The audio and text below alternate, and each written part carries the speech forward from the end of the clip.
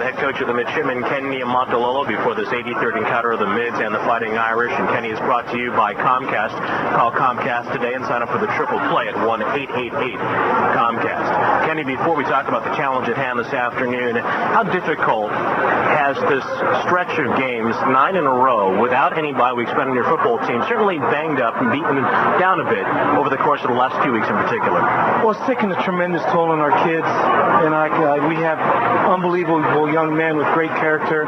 You know, they just continue to fight. The other guys that have done a phenomenal job that has been kind of an unsung hero for our season this year is Dr. Fair and their training staff. I mean, our guys are just walking wounded, but, you know, we know what we have. Got a tough schedule. There's no breaks, and our kids just tape it up and roll.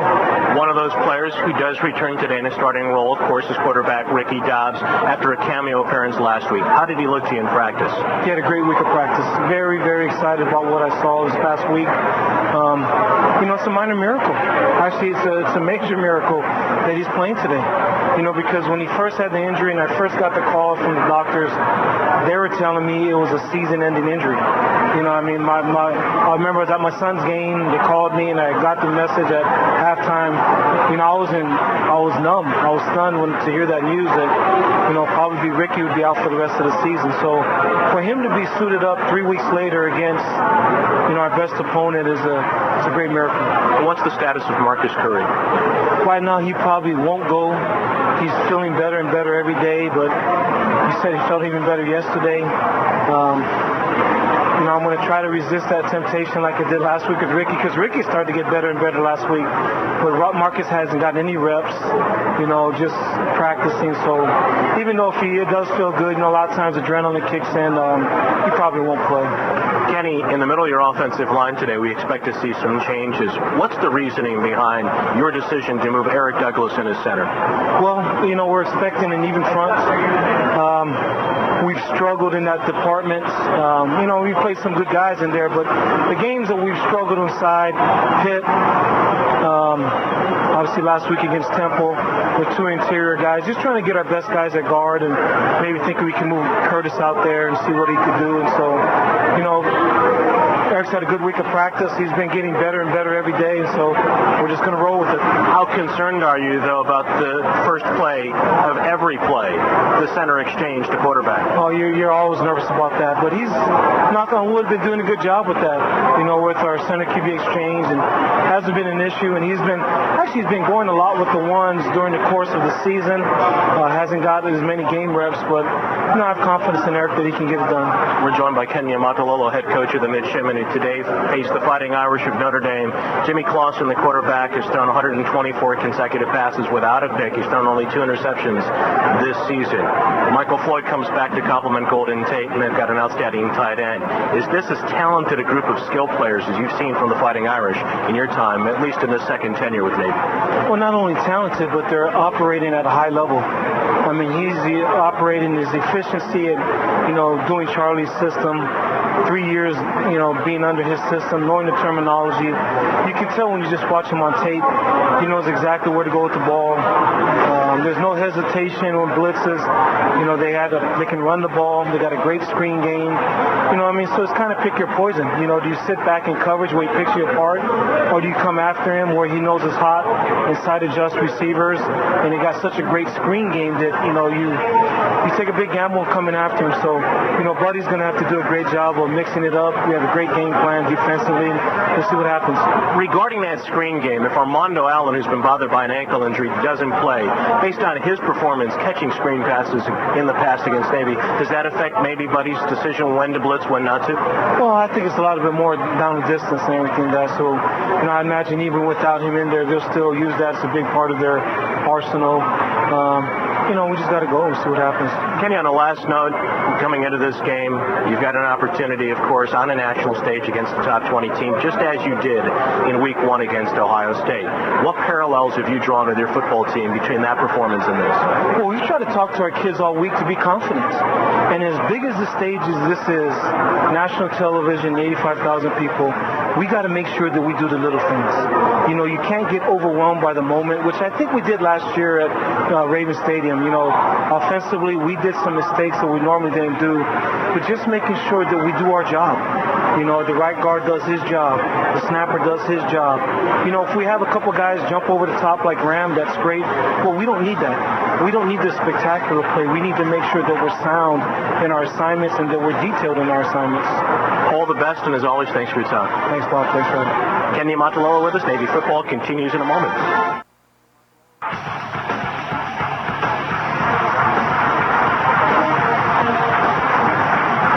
Welcome back to Notre Dame Stadium, and as you can hear,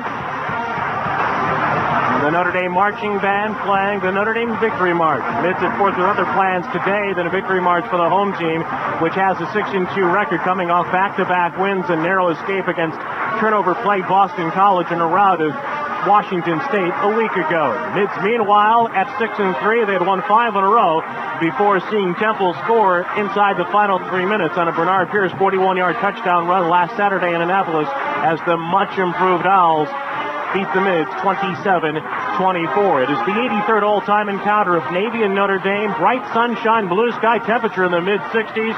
Can't ask for anything better here today from South Bend. We are moments away from kickoff with today's game brought to you by Constellation Energy, leading the way in nuclear power generation. By Navy Federal Credit Union, proud to serve. By Northrop Grumman, defining the future. USAA, proud to support Navy football.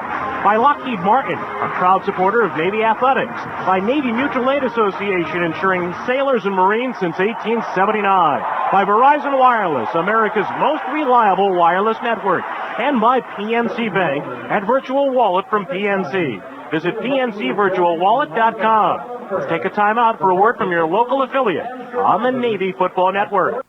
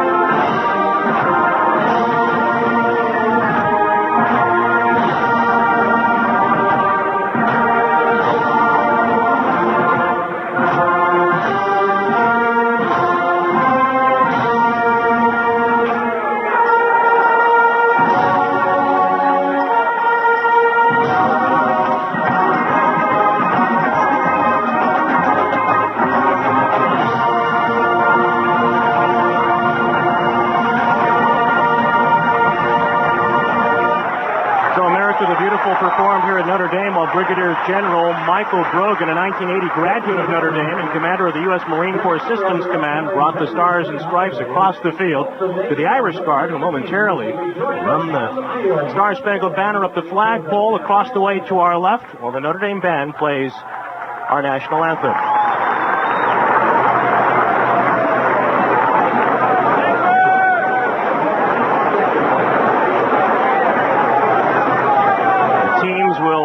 Emerge from our left out of the tunnel that leads from their locker rooms to the field in anticipation of Veterans Day. And after a moment of silence just a short while ago, in memory of the tragic shootings at Fort Hood, we will then hear the Star-Spangled Banner. Again, a radiant afternoon here at Notre Dame Stadium. Game time generally for the Irish this season has been at 3:30 Eastern Time. Today moved up to 2:30. Of course, that accords us some extra sunshine on the Saturday afternoon in what is maybe the most beautiful setting that we've had in all the time that we've been coming to Notre Dame, at least since I've been doing Navy Notre Dame games, starting with 1997, when you talk about the weather conditions, and maybe for the Mids, the breeze blowing with gusts in excess of 25 miles per hour is just what they had on order. Bob, I've been to games here in early October where it snowed. I mean, this weather is ridiculous, ridiculously good. I was walking around campus before the game, and I felt like they transplanted the campus to Florida. It was so nice. Although, as you mentioned, it is very breezy, and they are waiting for the teams to come out here onto the field to play the anthem with both teams on the field because of Veterans Day. being this coming Wednesday. But this weather is just extraordinary for this time of year. As we said, only 5 degrees cooler than the warmest day on this date in history for South Bend in 1916. Notre Dame's team has emerged first in view of many of the fans as the Irish begin to gather in the tunnel to our left. Meanwhile, taking on the Fighting Irish, the Mids have called on Bobby McLaren today to deliver a pre-game speech in the locker room. Bobby, an emotional player when he was a linebacker for the Mids, really at the turning point for Navy football, the early part of this decade, a linebacker who made such a significant impact on Navy's win over Air Force back in 2003, and a guy who's had a profound influence on many of the current-day players at the Naval Academy Prep School and staying in contact, especially with the linebackers of this Navy football team. Well, Bobby is one of the few, I would say, linebackers that played at Navy who was very, very physical. I mean, a lot of the middle linebackers in Navy have been finesse guys that could avoid tacklers and get to the ball carrier. Bobby McLaren was a few that when he would take on blockers, knock them down, and then knock down ball carriers. And I'm sure he gave a great pregame speech. Did he wear his club? Did he wear his club? Remember that Air Force game because he had a broken arm or broken wrist, and he wore that huge cast throughout the game. And I think they named the sandwich at Dahlgren Hall after that. They called it the Bobby McLaren Club. It's a boxing glove, essentially wrapped in reams and reams of tape by team athletic trainer Jeff Fair. Oh, God. I was about to say something, and I won't say it. But while we wait for the Navy team to come out here, I do want to say, before anybody says that I never say anything good about Notre Dame, they have a very good fight song. I just want to say that for the record. We don't need the PA guy saying it's the greatest fight song in history. It speaks for itself, but they do have a very good fight song. And here come the midshipmen from our left to the right. They are led out by Cameron Marshall, an Iraqi war veteran, and Matt Nishak, each carrying the Stars and Stripes raised high in his right hand. The Mids, of course, with the gold helmets, the white jerseys with the navy blue numerals and lettering outlined in gold of the gold pants. Irish, of course, with the gold helmets and the gold pants with the navy blue jerseys, white numerals for Notre Dame. With the Irish, Navy's got a pretty good fight song too, Bob, just by the way. And to the Irish credit, they did play Anchors Away, the Notre Dame marching band, in tribute to the midshipmen today. As we know, there's a tremendous relationship between the two institutions dating back to World War II, when, in essence, the United States Navy helped the University of Notre Dame remain financially afloat. And to the credit of the administration here, Notre Dame has remained eternally thankful. So playing Navy Marine Corps Stadium. Now with the flag, the hands of the Irish Guard across the way, about to be run up the flagpole to our left, and the color guard stands at the 20. This is a nice change in that the teams are on the field for the national anthem. Usually the teams are back in their locker rooms in football when the Star-Spangled Banner is performed. I agree with you. Remember, after 9/11, teams started coming on the field for the playing of the anthem for a while, and then they've now gone away from it. And I agree with you. I think it's nice when football teams and basketball teams are on the field or on the court for the anthem. Well, one thing I think should be concerned is it's not part of the normal routine. And when teams talk about getting off to a good start, I mean, you've kind of broken up the team's momentum. I'm just saying, so it's going to be interesting which team can rebound better and get a good start, because this is different from what they're used to. Right. The other reason they don't usually come out for the anthem is because it's always played early, because TV doesn't want it. They don't want to have to spend time with the anthem. You rarely see the anthem played on TV. Another thing about today, one instance in which we have experienced something similar to this was in a season opener at Ohio State. So maybe that bodes well for the Mids if one thinks along superstitious lines, as I know many people involved in sports do. Let's check in with Pete Metterstein on the sideline as we wait for television to return from commercial. Pete, quickly? Yeah, Bob, obviously they told them to get everybody in a straight line, put the captains in the middle, and hopefully at some point here we'll get the national anthem. And of course we still have the coin toss, which is very important today. We'll hopefully have that coming up here. You can see Ricky Dobbs anxious to get going down here, and as we mentioned earlier, you guys touched on it. Marcus Curry looking good down here as well as he tries to warm up and stay loose here on the sidelines. Here comes our PA guy again.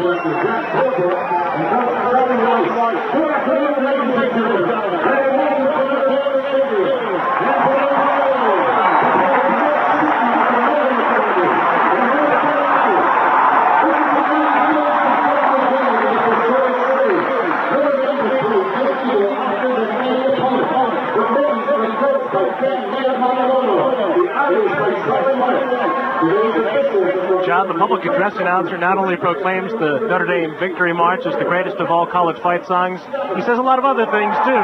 He is the most long-winded PA announcer in college football. And he called the mids the middies after they played each other 176 years in a row.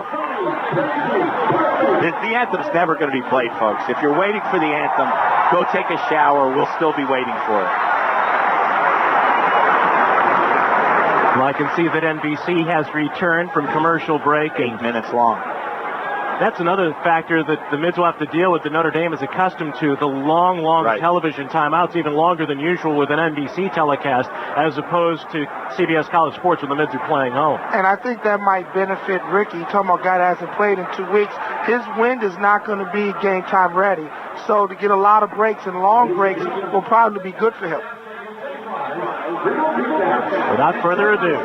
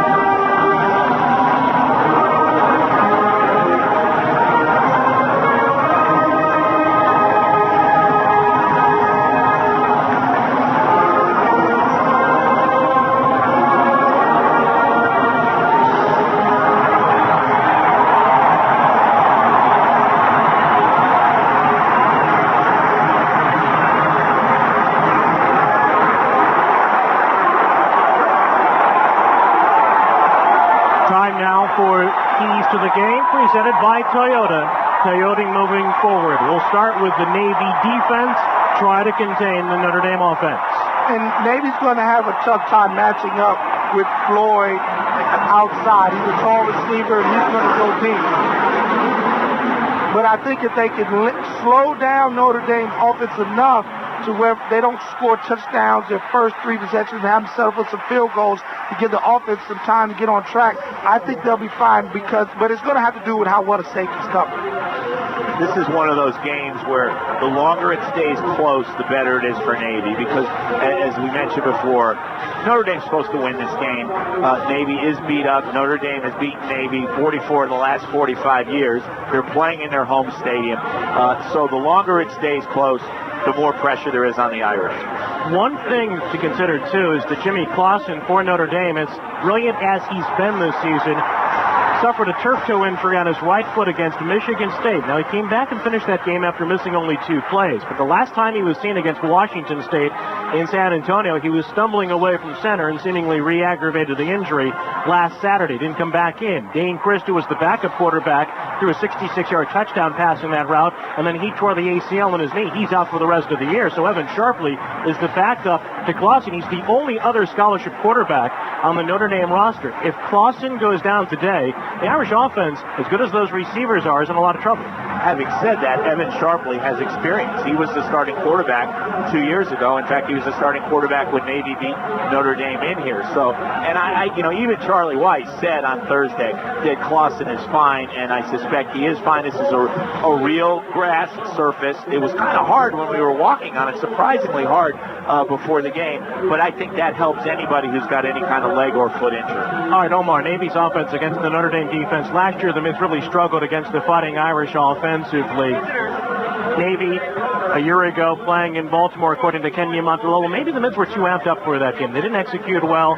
A lot of punts, 9 punts, which is 3 times the average for Navy a year ago in a game. What do you expect today against the Notre Dame defense that figures to line up the same way based on what we've heard from their defensive coordinator, John Tunita, this week? Well, last year, the Navy's offense looked good when Ricky Dobbs was in the game, when he got in there late in the second half. I think the offense will do well. I think they'll move the ball between the 20s. The difference is, can they get touchdowns on their possessions? And I think the coaching staff is going to open it up a lot because not a lot of pressure on the coaching staff. Everyone expects Notre Dame to win. I think they're going to give Ricky a lot of opportunities to make plays throwing the football. Can the receivers get open and will they catch it? That's the big question mark.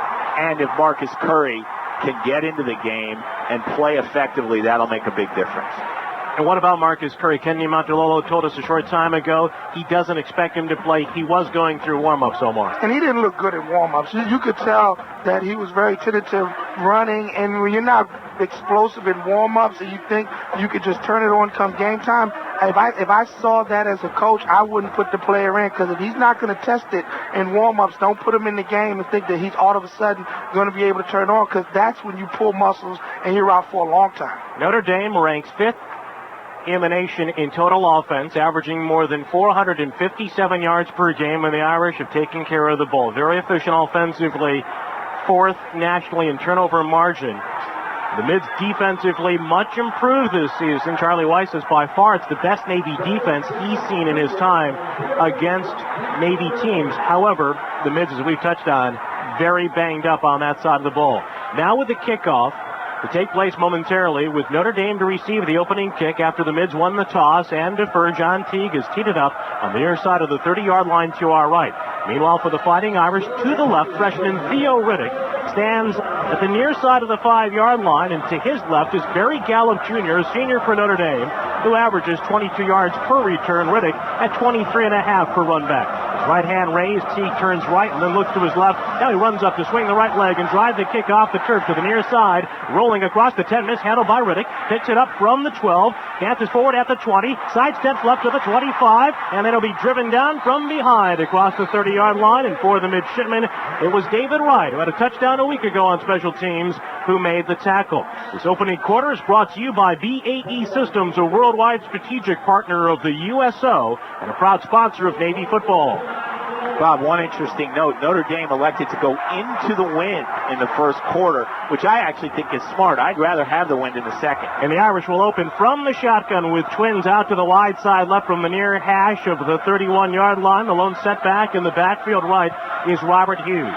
Clausen, the junior from Westlake Village, California, takes a knee-high snap off a play fake, steps into a throw to the near side. Floyd wide open as Blake Carter fell down, and the receiver's got his first catch since the season's 3rd game with a first down reception out to the 45 with 14 yards. And I didn't think the timing would be good between Floyd and Clausen early in the game. I thought if they would go to Floyd, they would just be on deep routes. Actually, good timing for a receiver who hasn't been there for the last couple games. Just over 2 games, 13 catches, 358 yards receiving, including 189 in the opener against Nevada. Shotgun snap to Clausen, swings the screen out to the left. Catch is made by Robbie Paris, and he's dropped by Rambello, who comes up after a 2-yard gain to take him to the turf at the 47. Paris, coming off a right knee injury, didn't play against Washington State. Omar, one of the Notre Dame people told us before the game that they were going to go to Floyd right away to try to get him back in the flow as soon as possible, and they did. And Notre Dame going to the no huddle with the Mids lining up in a 3-man front. Now Sobey's off the right side at an upright stance for the midshipmen on 2nd down and 8 from the Irish 47. Football in the far hash, left hash. Hughes still in the backfield. The Clausen's left. Quarterback takes the shotgun snap with a play fake. A 3-man rush. Plenty of time. Clausen rolls right. Throws to the near side for Paris. He's hit as he drops the football, and it's going to be ruled an incomplete pass. Blake Carter jarred the football and the helmet free as the ball was squibbed into the hands of one of the midshipmen at the 48-yard line of the Mids. Are they going to say he's down? Well, they called it a complete pass, Bob, which means there was a fumble. The line judge ruling that he was down with a completed pass. Man, that was a fumble. I don't understand. There's got to be a replay review, one would think, with an ACC crew on the field and Big East technical advisors. Ken Niumatalolo frantically seeking a replay review. He might want to call a timeout here. He could challenge if he wants.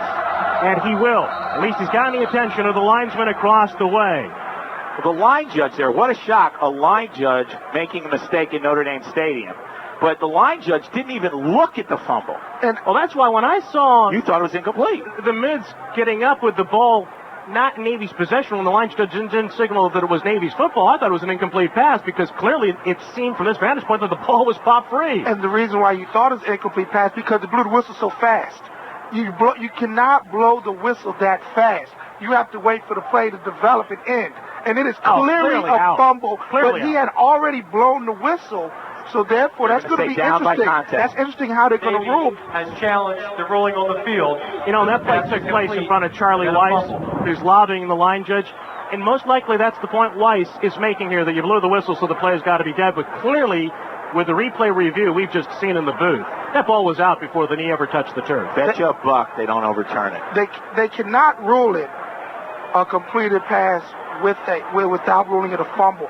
I would think they're probably going to take the easy way out and rule it an incompletion, and they're just going to move them back because that's the easy way out. Well, he has the football, and he starts to make a move, turning to his left, so he's clearly got possession. It's a catch. So I understand. And the ball's clearly loose before the right knee touches the turf. And I understand what you're saying, but the whistle blew. So then they're going to say... I'm just going to sit here and remind you where we are. Because the whistle blew, they don't want to rule it a fumble and they recovered. So the easy way out, I'll say it again, an incomplete pass. And if the officials do not overrule this call, Les Fleur will take his place in line with Barry Hudson, Terrence Ramsey, and who was that guy? At Wake Forest. Ramsey.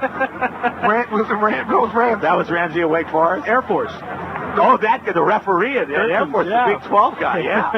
I'm going to do that's my next book. But I will say, John, I roll my eyes a lot when you talk about officials. But this time, it was right in front of you. Well, I was looking right at the guy, and he's not even looking at the play. He's got his hand up to spot the ball, but while the ball is on the turf, he did not even look at the play. And Bob was saying incomplete pass, and I'm seeing the guy standing up spotting the ball. Again, I thought incomplete because the whistle blew so quickly, and it wasn't Navy's possession. I know. Because clearly the ball was loose on the hit by Carter. And no question it was loose, and I saw it there, and I started to say fumble, and then I see the guy standing there with his arm up in the air saying it's a catch and the ball is down. But from he's Perry Hudspeth's cousin. A football aspect, you have to be impressed with the way Blake Carter came up. Great hit. And if he can play that aggressive, you have these little receivers that like to catch in space, make them pay for it when they catch it. And remember, a couple of years ago was Blake Carter, who was unfairly put on the spot in the end zone for the Mids against Notre Dame in the third overtime with what was more than a questionable pass interference call. Pat Haight, who's right next to us in the next booth, who works for the Notre Dame Broadcasting Company, I was watching that game on television, said, that is a terrible call, and when Paul Johnson argued it, at that moment, he said, I don't blame Coach Johnson. You can't throw that flag. Pat Hayden was to my left, and we could see through the glass, unlike today where they've got what, did some you drapery do something here. to offend him? He was shaking his head after that play, mouthing the words, no way, no way. Maybe that's why there's drapery. They heard you were in town, John. The receiver completed the catch and did fumble the ball.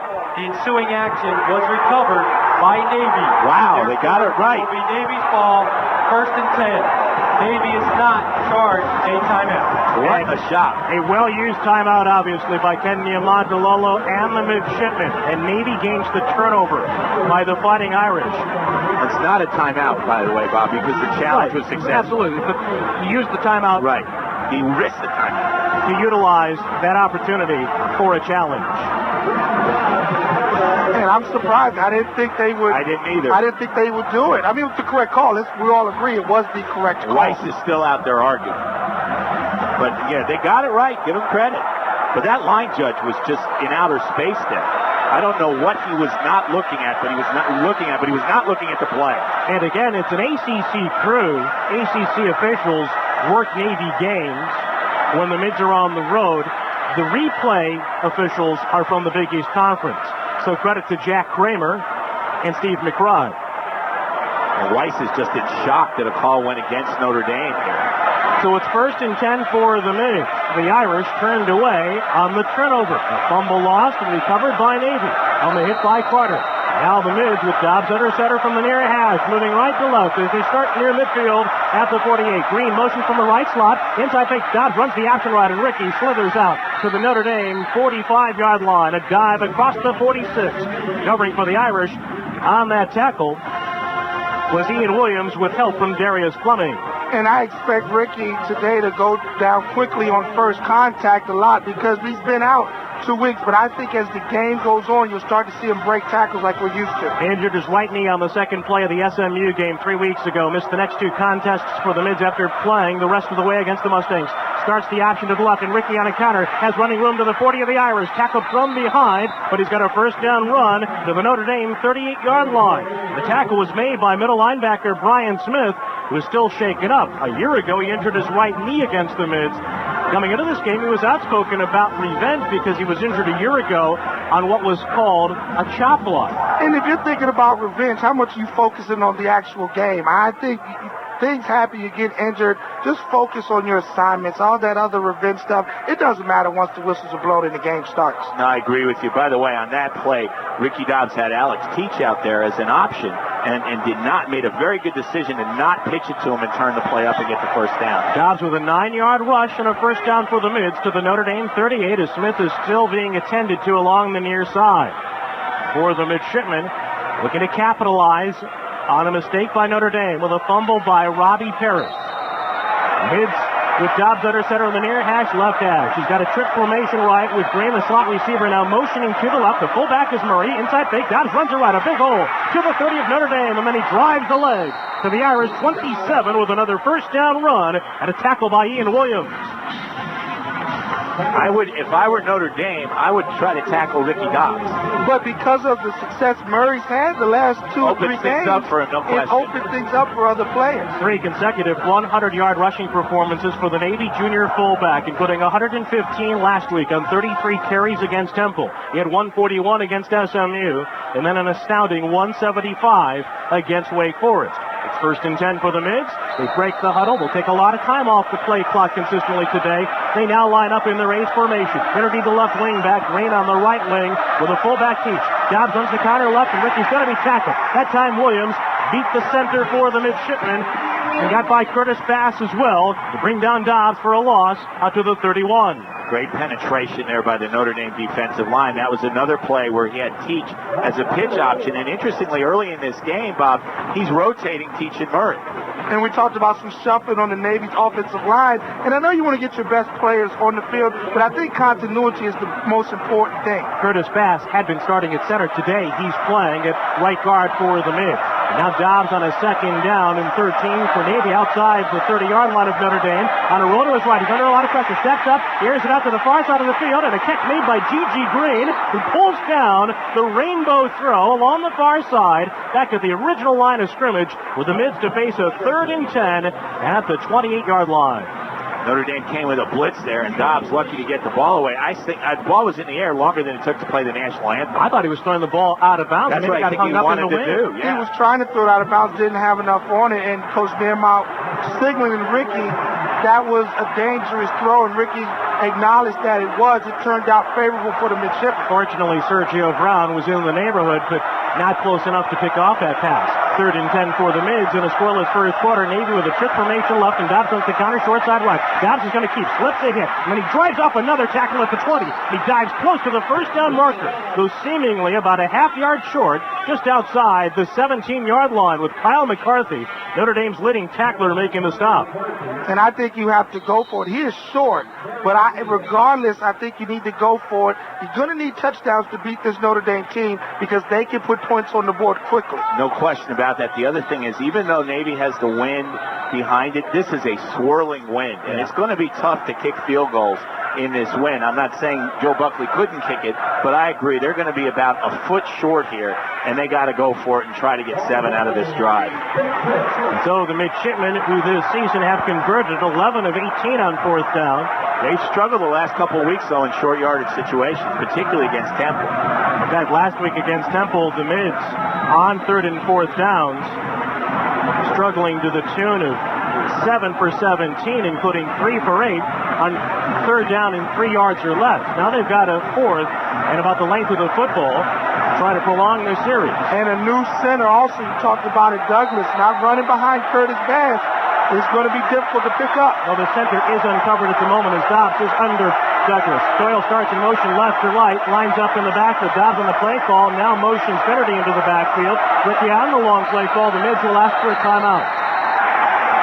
You know, I know this. We've discussed this. This is Kenny's MO to try and draw him off with the backs in motion and then call the timeout. I don't like calling a timeout with 10:22 left in the first quarter. I also think, John, it's been a ploy that both Kenny and Paul Johnson use, not only to try to draw the defense off sides, but to see how the defense lines up pre-snap before you make the play call. I do get that part. It's similar to an inbounds play in basketball. But again, in football, you have only the 3 timeouts with which to work in the half. But it's a critical play and a very vital possession. A scoreless first quarter, 10:22 on the clock. The Mids 4th and 1 from the Irish 28 as Navy football continues in a moment.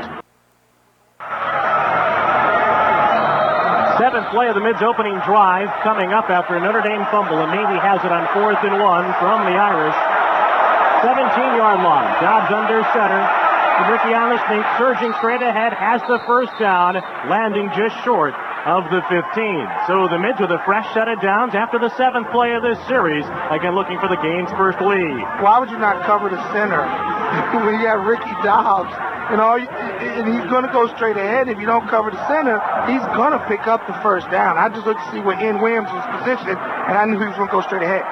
So for the Mids, Dobbs back under center with a trips formation to his left, including a slot receiver left, Greg Jones. Dobbs off the inside, give to Murray. He rumbles to the right side and across the 10, and then a dive inside the 5. Vince is tackled at the Notre Dame 3.5. It is 1st and goal to go following a stop by Harrison Smith and Sergio Brown. And what set that up, Bob, was Ricky Dobbs. Usually the fullback sets up Dobbs in the slots. Dobbs is running, set up that play for Murray. 1st and goal to go for the Mids. Football placed down on the right hash of the Notre Dame 4 with 9:44 to go here in the opening quarter. Navy looking for the game's first lead with twin slots. Murray again the fullback. Trinity on the right wing. Green motions from the left, early movement. The right tackle for the Mids, Matt Malloy, started too soon. Again, inexperienced there. 5 yards, first down. Navy does not run a sophisticated snap count. So for him to go on, he had to go on first down because he left the same time Green left. So it's no excuse. I mean, he just somehow decided to leave on first down because nobody else moved. Notre Dame band is in that corner of the end zone just to the Mids right. Navy backed up by 5 yards, now at the 9. Again, the trip formation to the left. Down to the inside give, and Murray plows to the right side, back to the 5-yard line. It's 2nd and goal to go for the Mids with Brian Smith returning to the lineup for Notre Dame to make that tackle. And the reason that penalty is so critical, as we've discussed before, is picking up a 1st and goal from the 9 is so much harder than picking it up from the 4. Murray got 4 yards on that play. They're still outside the 5. So for the midshipmen with 2nd and goal to go coming up. Navy disperses from the huddle back to the trip set, off to the left. The Mids of Washington in the left slot as a receiver. Twin slot back, screen left. Trinity now moves in motion from the right. Dobbs runs it left. Ricky with a dive to the Notre Dame 1. Stopped just short for the Mids. It will be 3rd and goal to go. Covering for the Irish, Kyle McCarthy. And a good job by the offensive tackle, Osi Asante, blocking straight ahead, going behind the big fella, and I like the way he finished the block with his legs driving. It's a drive that's consumed about 5 minutes off the game clock. The 11th play coming up with 3rd and goal to go for the Mids at the Notre Dame 1-yard line. Football splits the hash mark. The Navy breaks from the huddle with Doyle on the left wing, Infinity on the right wing. The fullback again is Vince Murray leaning on the right hand in the 3-point stance. Dobbs under center. Doyle motions left to right. Dobbs off the quarterback sneak. Topples over. Enough penetration for the Irish to bring him down short of the goal line. The center was pushed back. Ian Williams again with a surge for Notre Dame. And it's 4th and goal to go for the Mids. And I think that time, even though the play was for Dobbs to carry it outside, quarterback sneak would have worked. The center's not covered. Since he took a step to the side, it gave the defensive line time for penetration. Looked like Ricky slipped a little bit as he tried to take that step to the left, coming off the ball. They're going to go for it here. I don't know if Kenny Niumatalolo wants to use a second timeout on the same drive, though. Well, he'll use it. But I think he's going to. Kenny first wanted to know how much distance between the ball and the goal line, and Bobby Doyle gave him the signal, the senior slot back. And now the Mids will spend their second timeout. And normally you would hear commentators talk about why you use another timeout, but we've seen this is what he does. This is what he does. Mids with an opportunity to take the game's first lead after an Irish fumble. Maybe we'll try to convert on fourth down, perhaps for the second time on this drive. Scoreless in the first quarter here at Notre Dame on the Navy Football Network.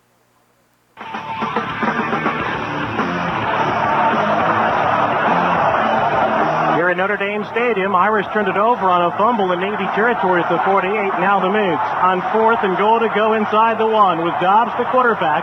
The step under first-time starter at center, Eric Douglas, with 7:18 to go here in the opening quarter. Following Navy's second time out of this drive, searching for the game's first lead.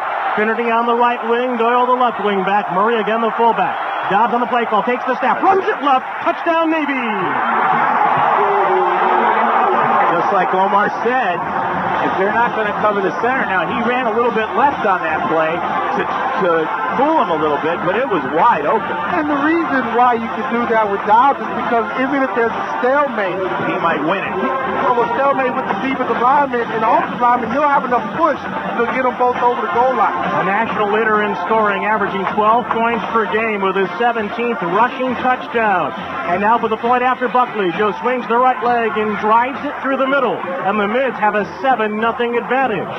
Ricky Dobbs in Navy engineering a 12-play, 51-yard drive officially in some 6 minutes and 8 seconds following the fumble by Paris. And we felt Navy could move the ball between the 20s. Just can they get inside the red zone and get touchdowns? And it was very promising what they were able to do in that first drive. And I even think Dobbs is going to start running better as the game progresses. Because even though he did score the touchdown, he still looks a little gingerly on those legs. Well, except on that one third down and long play where he almost picked up the first down. We got the 9.5 to set up the fourth and inches. He ran over a couple guys. He ran very hard and very well on that play. And the best thing about that drive, other than the 7 points, is it took a lot of time off the clock, which is what the Navy offense will have to do to have a chance in this game. 7:15 to go here in the opening quarter of play at Notre Dame Stadium. Teeing it up to our right on the 30-yard line. John Teague again to kick it away right to left for Notre Dame. Theo Reddick, again the freshman on the near side at the 5, and to Reddick's left. Once again for Notre Dame, Barry Gallup Jr. Again for the Mids, 12 plays, 51 yards, 6 minutes and 8 seconds. Dobbs with his 19th rushing touchdown of the season. And the kickoff, right to left, head over heels, airborne down the middle, fielded by Riddick at the 5, straight ahead to the 15, right to the 25-yard line, and upfield to the 30. He'll be slowed up by Craig Schaefer and then brought down. The Mids converging on Riddick with a tackle made not only by Schaefer, but also Bo Snelson, reserve slot back. A 28-yard return. And because Navy's on top, Notre Dame, I think they wanted to try to grind it out if they could get the lead quickly. Now they have to go back to the air because that's what they're more comfortable doing. Now Clausen under center for the Irish. Again, twins off to the wide side left. Notre Dame right to the shotgun. One split to the short side right. Michael Floyd from the near hash, a handoff underneath and running it through the left side of the line. Slowed up as he turns the legs to the 35 is Robert Hughes, a junior from Chicago. A year ago, rushed 13 times for 69 yards against the Mids in Baltimore. Well, the one thing that we know about this Navy defense is it's hard to run between the tackles against them. I think you're going to see Clausen mostly out of the shotgun throwing underneath as they did on that first series. For the Mids, three-man front, Jelani in on the tackle for Navy along with Nishak on the last rush. A 2-yard pickup, second down and 8. Clausen takes the shotgun snap, looks right, now steps up, throws across the middle to the outlet, checking down to Hughes, who runs it straight ahead for a first down. The Irish running back is brought to the turf by Schaefer along with Simmons. And they take him down at the Notre Dame 44. And because of the defensive style of Navy with 2 deep safeties, going to challenge Clausen to how patient he can be. Because he's going to have the underneath of the checkoffs open all day, but he's going to want to get the ball down the field. Is he going to be patient with just the checkoff? Again, Schaefer now lines up an outside backer to the left in place of Sovey. Vela creeps up on the right side and then retreats on a 1st and 10 for Notre Dame. Twin receivers off to the left, Paris on the outside.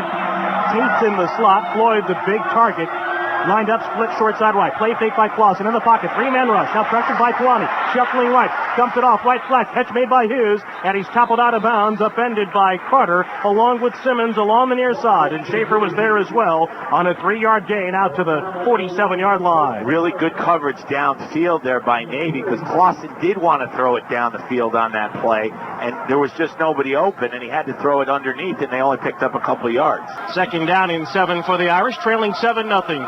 5:45 to go in the first quarter. Twins off to the left now for Notre Dame with Tate lined up on the outside and Paris in the slot. Clausen on a check off at the line, mid-show blitz.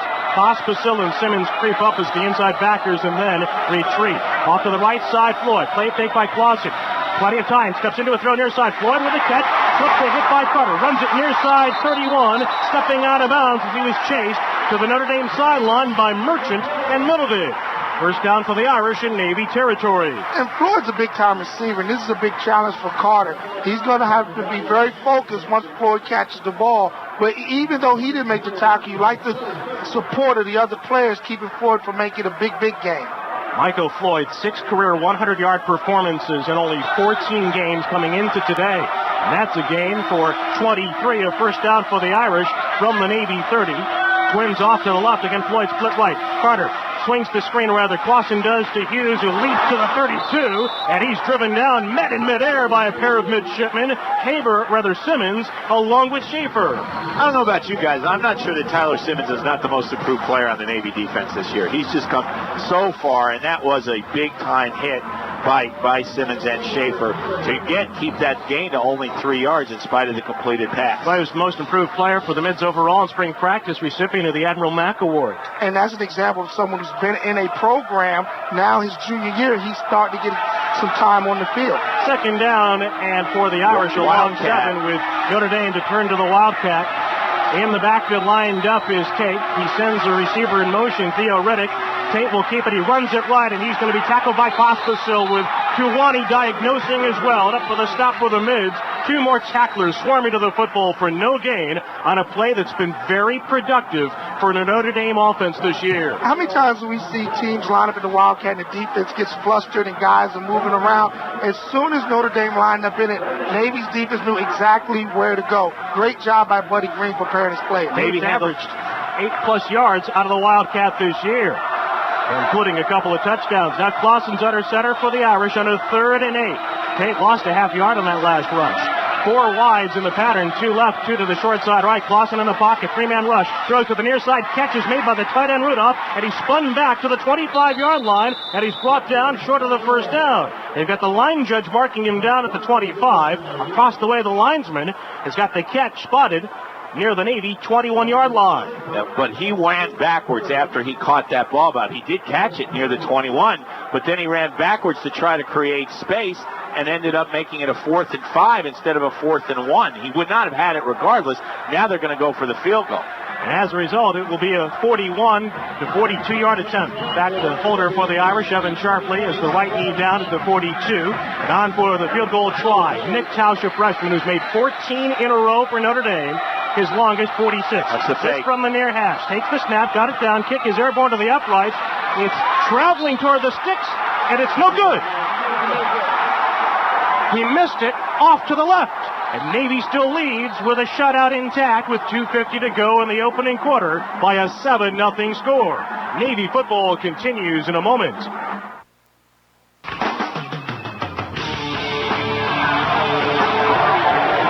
Here in Notre Dame, 2 possessions for the Irish, a fumble and then a missed 42-yard field goal attempt for the Mids. A 7-0 lead thanks to their one drive, 12 plays and a touchdown for Ricky Dobbs. And for Dobbs, it was his 17th rushing score of the year. Let's go to the Navy sideline and be Metters. All right, Bob, on that drive, the key play, the Vince Murray play that got him the 1st and goal to begin with at the 5. Curtis Bass with a humongous block to lead the way to help him get through that second level. Obviously, the move to guard certainly has served him well. Craig Schaefer, that last drive on defense, Bob, 3 huge tackles, so already making his presence felt at the outside backer spot. All right, Pete, Mids back to the line of scrimmage. They reconvene on 1st and 10, moving right to left in the opening quarter. Trips to the right, in motion to the near side. Green. Dobbs runs it right. Ricky tripped up in the back. He fought through one tackle attempt, but then he was eventually dropped at the 25-yard line. Darius Fleming there for the Irish. Kerry Neal in as well. thought about pitching it, but made a smart play not pitching it because Gigi Green, the pitch man, was well covered. By the way, did you know, Bob, that humongous is a word that was added to the dictionary in the last 10 years? It was not a word until people started using it. Did not know that. Did not know that, Johnny Interesting Carson. stuff. 2nd and 9 for the Mids with a 7-0 lead. Twin slots, and now with Dobbs to run the counter short side right. He pitches to Teach and a lot of room to the 30. Far side 40. Teach in a foot race to the 50. Running into Notre Dame terrain. Tackled from behind, brought down to the Irish 43-yard line. Harrison Smith, formerly a safety, now playing linebacker, with a tackle in pursuit on a 32-yard rush. And that time Navy having the option with the quarterback and the fullback, just a different look. Sometimes when you go with the triple option all the time, it's not bad to switch to the double option to give a different look. And people talk about assignments all the time. 2 Notre Dame players started to take Dobbs, including Darius Fleming, the strong side linebacker, and that left a wide opening for Alex Teach. Stays on as the fullback. 1st and 10 for the Mids. Dobbs inside fake. Runs it left. Ricky is spilled to the turf after a 2-yard gain as he rolls to the Irish 41. Upended by Harrison Smith. Well, one of the things that Navy likes about Alex Teach is that he's got good speed for a fullback. He was a slot, and then they moved him to fullback, so when he gets outside on that pitch play, he can motor. Got a 31-yard run against Wake Forest. Remember, he's coming off a left ankle injury just a month ago. Had a huge run against Pitt, too, on that same option play. Now for the midshipmen. 2nd down and 8+. Trips off to the left, including the wingback left for the Mids. Gigi Green, who starts in motion. Inside give to Teach. He runs it right side, spins off a hit, and then he dives to the Notre Dame 33-yard line, close to another 1st down marker. Sergio Brown had to clean up for the Irish. And it's good for the offense, for the fullback to get involved. And Murray has had 3 great games. Let's not get it wrong. But Teach is still a good fullback to put in there. Carries might go down, but he still needs to be in the mix. And as John alluded to, he had a 42-yard run against Pittsburgh, part of an 80-yard rushing day for the Mids. A measurement. And as the officials... That was a bad spot just stretch out the chain, the Mids come up just short. That was a really bad spot. He made that 1st down, Bob, by half a yard. And they got one of those John Madden right foot spots. And I guess we're just going to have to, this is going to be part of the day. That should have been a 1st down. It is 3rd and inches, if that, for the Mids. 57 seconds to go in the opening quarter with Navy out to a 7-0 lead. And Kenny's not going to challenge the spot. I mean, Navy's already used 2 timeouts, but in a situation like this, I mean, I honestly think he got the 1st down. But no, you don't need to take the chance, but it was a bad spot. He just got to pick up 3rd and short. Now for the Mids. They'll disperse from the huddle. They do so with Gary Myers. Fan to the left side is a wide. Off to the right side for the midshipmen. Doug Furman, twin slots. Doyle right, Green left, and a big surge up the middle on Dobbs. No mystery there. Ricky on a quarterback keeper, and he picks up 3+ yards with Torian Smith to make the tackle for the Irish. Fundamentally, it just does not seem to make sense to me if you don't cover the nose. On 3rd and inches. On 3rd and inches. I don't care if you have a quarterback who's never run it before in his days of playing. But especially if you have a quarterback who's leading the nation in touchdowns, probably should cover the nose. Remember, Notre Dame made a change prior to the season at defensive coordinator John Tenuta taking over, calling defensive plays. 1st and 10 inside, fake, and Dobbs runs it wide. He tried to make a cutback left, and he slipped after a hole, created a 5-yard rush to the Notre Dame 25. There's an injured Mids lineman on the field, with Harrison Smith forcing the cutback, and eventually with Dobbs' feet giving way. And it looks like it might be Douglas, Bob, but I can't see the number. Yeah, I think it's Asante. It's Asante, even worse. I mean, any lineman going down, this is, as we said, this is a banged-up football team on both sides of the football. And that's why they made the change on the offensive line to begin with. Offensive captain Osei Asante. Senior for the Mids. First-year starter. Working on his left knee. Bob. Jeff Fair, the Mids head trainer, out there with 2 of the team doctors and assistant trainer Dee Jones. And we're going to take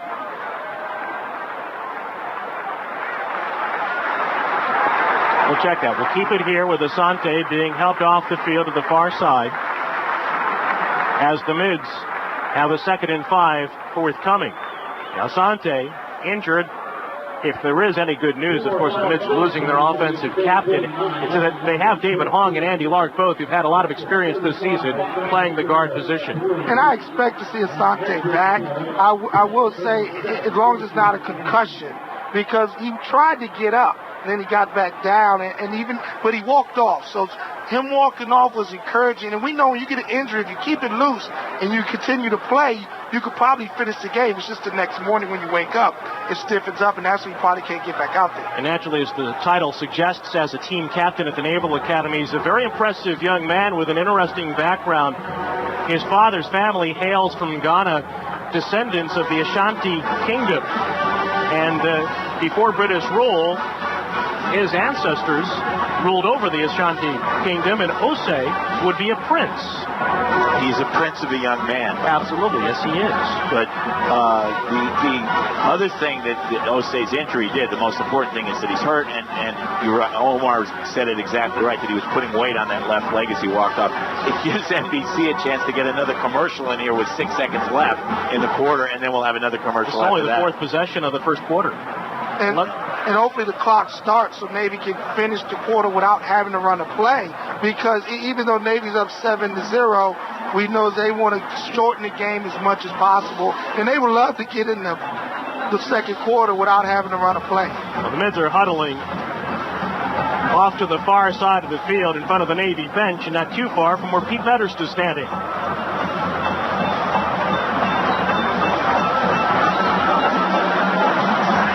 Pete is standing there. But yeah, Bob, right now they're working on Osei's left knee. They're looking up underneath of the brace. But again, he came off reasonably decent under his own power. Looking at the huddle down here, looks like it's going to be Andy Lark that takes his place as we finally get the last 6 seconds of the first quarter to run off here.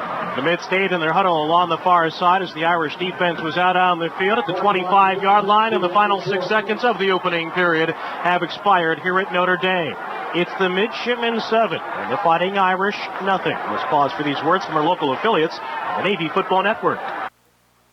Here at Notre Dame, amidst brilliant sunshine, the Mids 7, the Irish nothing. About to start the second quarter at Notre Dame Stadium. A second quarter brought to you by Boeing, proud sponsor of Navy football.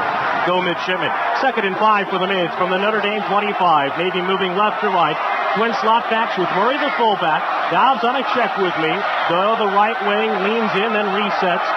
Green is off to the left in a trip formation. GG motions near side, hand off to Murray, a blast up the middle, untouched, and moves to the end zone. Touchdown, Navy! Well, they ran right into that uncovered hole over the center. And Notre Dame is going to have to make a defensive adjustment. I realize Charlie Weiss is the smartest coach in the history of football. You can just ask him.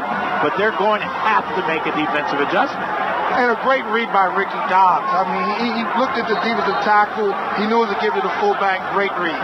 25-yard touchdown run for Murray. 4th score overall. Now for the point after try, Buckley. Spot by Zingler. Kick airborne to the uprights, good. And the Midshipmen, with 4 seconds off the clock in the second quarter, have a 14-0 lead here at Notre Dame. And again, it was actually a double option just between the quarterback and the fullback, but it was in the middle this time instead of outside. So I like the adjustments. Not everything has to be the triple option.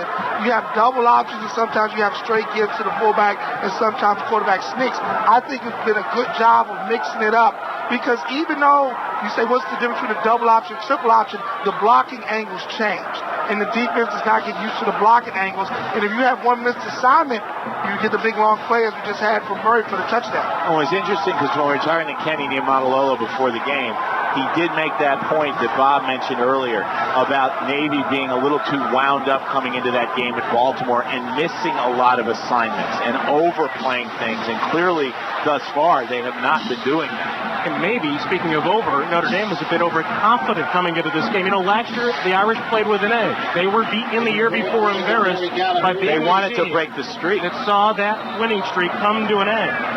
They wanted to break Navy's streak. Coming into this game. John Tenuta seemed to have all the answers defensively during the week of preparation. Perhaps a full sense of confidence. Tees it up to our left. He'll kick it left or right. The Irish with 2 men deep, including Gallup to the near side and Riddick to his right. Riddick under the football at the 10 out across the 20. He's got a lane to the 30, slips the hit to the 35, and then he's tackled from behind. Who's there to make the play for the Mids? Yet again, Craig Schaefer, accompanied by Mason Graham. Mids again struggling a little bit with kickoff coverage and giving Notre Dame very good field position. That was obviously a problem last week against Temple with the kick return for a touchdown. So the Irish, with their third possession of the afternoon to commence from the Notre Dame 39-yard line, moving right to left here in the second quarter. 11 seconds off the clock in the second period. Navy 14, Notre Dame nothing. Clausen again from the shotgun, this time with Riddick, the freshman in the backfield to his left. Twins off to the right, including Duval Kamara in the right slot. Clausen with a four-man rush, plenty of time, pump fakes and throws to the right side, catch made by Kamara, makes a move at the 45, and he has dropped at the 47-yard line.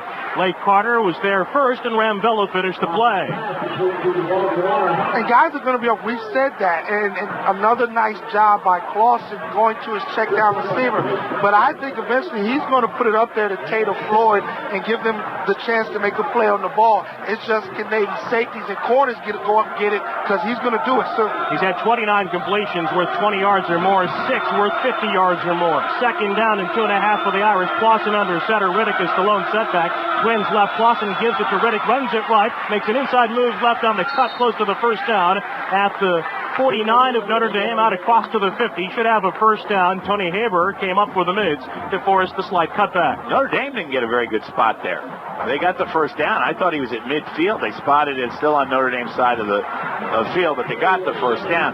You know, the thing about Floyd being back there is that you can't double take, which is what teams have been doing with Floyd out of the lineup.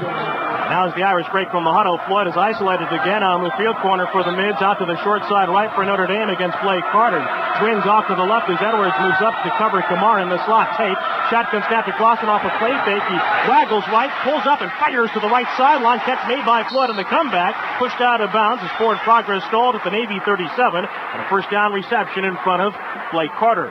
And it's a tough matchup for Carter. And I don't think Carter's going to take any chances anytime soon, because he's going to be told stay back, let him catch it, secure the tackle. But eventually he's going to have to make a play on one of those passes and try to intercept it. Irish dispersed from the huddle, trailing the Mids 14-0, 13-20 to go here in the opening half of play. Twins off to the left, including Tate in the slot. Lone setback again is Riddick, the freshman. Floyd short side right. Clausen hands it to Riddick and runs it up the middle, spins at the 35, forward to the 30-yard line. Tackled by a couple of midshipmen. Bella covers on the play, and along with Ram.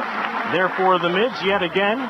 Billy Yarborough and, in fact, Tyler Simmons into the act. The thing about Clausen is, you talked about his patience. He has been, thus far, very patient, finding whatever receiver is open, and that's a sign of his maturity and why he's become as good a quarterback this year as he is. He's 10 for 10 today. He's done 134 consecutive passes without a pick. He's been intercepted only twice this year, and now he's under center with Twins left on a second down and 3.5 from the Navy 30-yard line. Drops back, hands it off, and a delay to Riddick running to the left side to the 20-yard line, slipping it, still on his feet inside the 15, and then driven to the turf just short of the 10. Carter, along with Haber, in pursuit. Theo Riddick breaking some tackles with a first down rush. Tyler Simmons there as well for the Mids, came away with the football, but the play down at the Navy 12. And a good adjustment put Riddick in the game, more of a shifty type of back. The holes are going to be there. They think Riddick can get through it faster than Hughes and make bigger plays. Theo Riddick, a freshman out of Manville, New Jersey, out of Immaculata High School. First and 10 for Notre Dame. After that gain, worth 18. Irish trailing 14-0. Football splits the hash marks, offset to the near side. Out of first and 10, Clausen quick throw, swings it right in the flat for Floyd. He races to the 5, and then he's driven out of bounds by Emmett Merchant, shoved to the far sideline at the Navy 4-yard line. Floyd making that catch in front of Vella. Sorry, Bob. You talk about getting the ball in the hands of Floyd and Tate. Is that Floyd's third or fourth catch? Although that should be a running play because he threw it backward. But what they did on that play, that's 4, if they count that as a catch. What they did on that play is they just put Floyd out there and said, outrun everybody. There were no blockers out there. He didn't need them. That's a staple of the New England Patriots. They've turned to that play for years, with Troy Brown often catching when Weiss was the offensive coordinator for the Pats. Second down, 2 for the Irish from the Navy 4. Notre Dame goes with a tight formation. Riddick is the lone setback. Tight end motions left to right. Clausen hands it to Riddick. Runs it right side. Slips a hit. Drives the leg to the 2. Still fighting forward. He's dropped at the first down marker. It could be first and goal to go for Notre Dame with the opportunity to pick up a first down inside the 5. Very close on the spot, and perhaps a measurement looming. Wonder if these, they're going to measure. I wonder if these officials are related to the chain gang, because they seem to want to get him on the field every chance they can. And I think he got enough for the first I think he did too, and if I can see it from here, and you can see it from here, why can't the referee see it from 5 feet away? One thing that was interesting is that Craig Schaefer was taken down by tight end Mike Ragone, helping to spring Riddick to the outside, running it right with the first down for Notre Dame. Riddick came into this game with 16 rushing attempts all year and 9 last week against Washington State. The Irish break from the huddle and first and goal to go from the 2. And Notre Dame lines up in a heavy formation. They've got 2 tackles off to the right. In fact, they go twin tackles each side of the line. Pair of wings as well, including Rudolph on the right and Ragone left. The setback is Hughes. Clausen on the play call, tosses it to Hughes, sweeping to the left side. Hughes strung out, bounces at the 5, forward to the 4, and dropped down the play with Kevin Edwards. And that injured shoulder coming up to make the hit. And if you bring Hughes in the game, I don't think the play was designed for him to go outside. I think he's probably between, most people say between the tackles, I think he's supposed to be between the guards. You're going to go outside. I mean, Riddick's been your scat back, and now you see him, I think they're going to bring him back in the game. I don't understand that call at all. Why risk a loss of yardage when you've got the heavy set in there? Why not just go with that play up the middle that they've had success with and use that size? Now, Hughes stays on as a setback, and the Irish go with a more conventional look. They've got a tight end left. They line up twins off to the right, including Floyd in the slot. Kamara's the outside receiver. Tate to the short side left. Clausen drops back, hands it to Hughes, runs it left, and he'll be squeezed down after a 1-yard pickup. And again, a slow developing play with Hughes carrying for the Irish with third and goal to go coming up. Tony Haber has been playing terrific football of late, again there for the Mids. And Haber did a good job of stepping up, not being seen by the offensive linemen. They ran right by him, and he snuck in there and got the tackle. Good, savvy linebacker play. 9:50 to go here in the second quarter. A 14-0 Navy lead over Notre Dame. It's third and goal to go for the Irish. The football splits the near hash marks between the 3 and the 4, now in the shadow of the grandstand. And again for Notre Dame with Clausen ducking under center. Offset right, the lone setback Hughes. Twins left, Clausen looks to throw. A fade to the far corner of the end zone. Floyd ran over Carter. The pass incomplete. Thrown out of play. No, they didn't call it, and that was a good call because you call it exactly right. Floyd ran over Carter. But Carter was looking back for the football. As long as you look back for the football as a defensive back, they're not going to throw the flag on you if there's contact unless you just look back and not only was he looking back, carrier. but he established the inside position. Yeah. He had very good position. He was closer to the ball. And Floyd steamrolled him. Ran right through Blake Carter with a throw to the far sideline of the end zone near the Notre Dame band. And now on a fourth and goal to go with 9:29 remaining in the first half. The Irish with a timeout. Navy with a 14-0 lead. Navy football continues in a moment.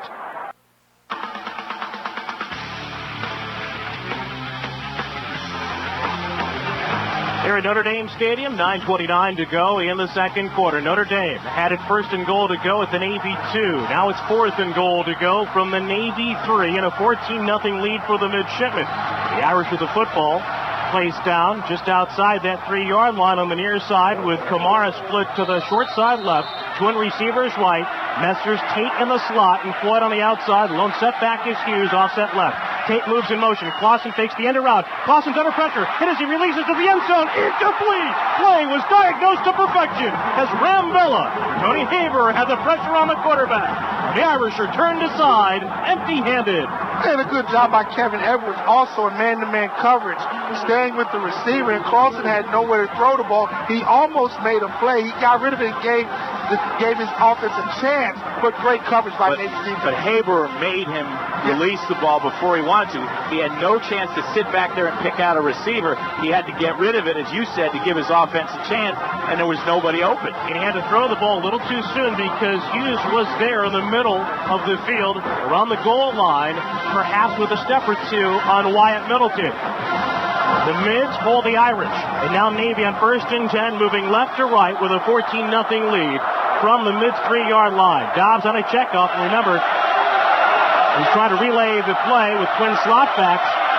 to our left in front of the Notre Dame band in the Irish student section. Dobbs inside fake. Ricky runs the football across the 5. One of the Irish trying to rake the football free was the left defensive end, Catherine Lewis-Moore, who made the hit on Ricky Dobbs. And as you said, Bob, this is a very tough part of the field, as Navy had in the first quarter going in for that first touchdown, because you've got the band on one side and the students on the other. And remember, if the Mids don't pick up a first down, they're going to have to kick into this strong wind. So the Mids with a dispersed from a huddle. They reassemble at the line of scrimmage. Andy Lark remains the left guard. Spelling Asante trips off to the left on a 2nd down and 7. Dobbs inside fake, runs the option right. Ricky Keats, and he dives out to the 8-yard line. Covering for Notre Dame was linebacker Brian Smith, able to tackle Dobbs on that 2nd down rush to set up a 3rd at 4. And the first down is tough to get in any possession. And if they can somehow get on this 3rd down, I think eventually they're going to have to challenge the secondary of Notre Dame, because they're creeping up more and more, because Navy's had a lot of success running the football. Set a 3rd and 4, closer to a 3rd and 5 for the Mids.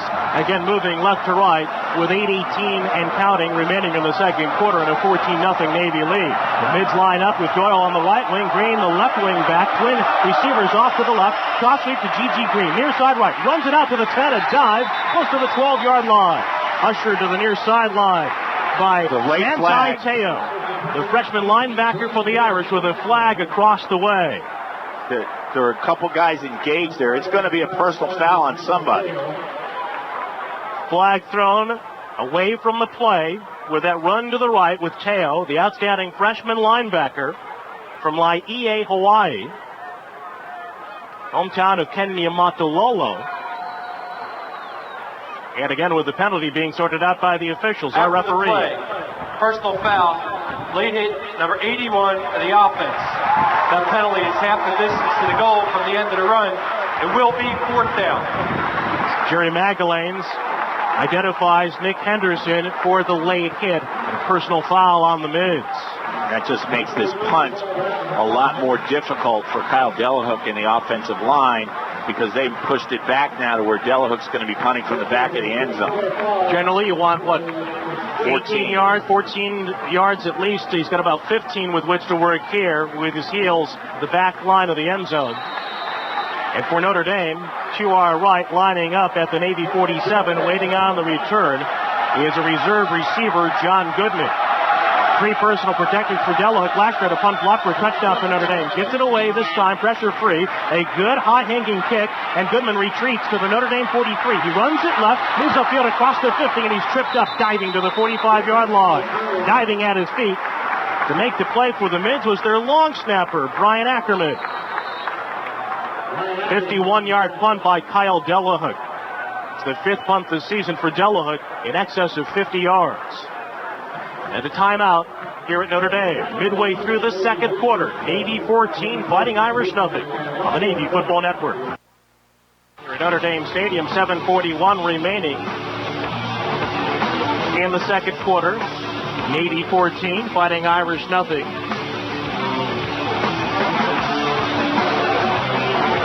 Kyle Delahook with a 52-yard punt officially for the Mids, forcing the Irish with their 4th possession of the afternoon to start from the Navy 45, following a 12-yard return by Goodman. Notre Dame again turned away on 4th and goal to go on the last possession, but quickly back on the field following it 3 and out. Shotgun snap to Clausen, fires out to the right, catch is made by Kamara, slips a hit, runs it inside the 35, and then Rambella shoves him to the far sideline, out of bounds at the 27. In that case, on a long throw across the way, Blake Carter made a break on the ball, but a step too late, and a first down reception for the Irish. Well, exactly, Bob. He thought he had the route timed, got there a step too late, and when you do that, that's going to lead to big yardage for the receiver. But I still feel you got to take a chance every now and then to make that quarterback feel uncomfortable. Blake Carter's thinking about a pick 6 in that instance. Instead, again, a first down reception on the 18-yard catch by Kamara, who's played very well against Navy the last 2 years. He lines up now, wide side of the field, left and outside receiver, twins in that direction. Clausen looks right, scans left, fires to the near side, catch is made by Tate between the hash marks, pushed back by Edwards and company from the Navy 22-yard line. First catch of the day for Golden Tate, in the Mids swarming to the football. And he's another dangerous receiver, Very. especially after the catch. Surprised that that's his first catch. But if the Mids are going to give up a catch to Golden Tate, that's where they want him, back to the end zone in the middle of the field. And that catch worth 6 yards. And Clausen, again, very patient back there. He's got time. He knows he's going to have time, and he just picks out his secondary receiver if necessary. Football across the 27 of Navy to the 26. Mids lead at 14-0 here on the second. Twins off to the right. Offset I formation for that. Check that. It's a Wildcat look, going to snap to Tate. Takes it inside, runs it up the middle, tripped up, and then he's driven down to the 19-yard line. And again, Tony Haber in the backfield, slowing Golden Tate out of the blocks. He picks up a yard and a half, and it's going to be 3rd and 2 for Notre Dame. Mids have done a lot better job against that Wildcat than the New York Jets, I'll say that much. And they're being aggressive. They see that look. The linebackers just coming and they're going for the ball carrier. They're not going to sit back and try to react. They're going to dictate the action. And Tate and the Irish have had a lot of success in the Wildcat. They'll abandon it on 3rd and 2. Notre Dame had been going with an unbalanced line.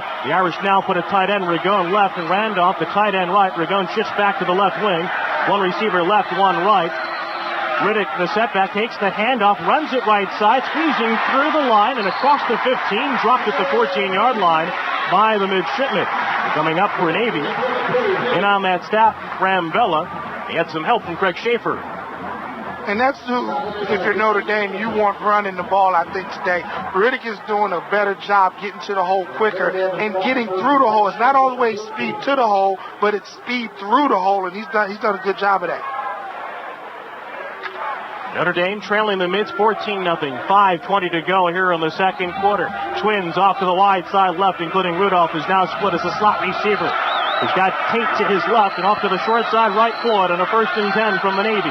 14-yard line. Shotgun snap to Clausen. Locks in on Floyd. Fires right side. And on the out, Floyd steps out of bounds just short of the 7. Again, Blake Carter in the neighborhood for the Mids. Yeah, I think if you're Blake Carter at this point in the field, you got to step up a little bit. You can't give him that much cushion. I realize he's dangerous, and he might try to turn it upfield, but you can't just concede that 7-yard gain like that at this point in the field. 2nd down and 3 for the Irish. The motto for Buddy Green and his defense in his tenure as coordinator for the Mids has been make him snap it again. Now Notre Dame on the 2nd and short play. Tate motions from the left as a wide. Clausen hands it to Riddick, runs it up the middle. Flag on the play as he's dropped short of the 5-yard line. And knifing through with penetration for the Mids, their junior nose guard, Chase Burge.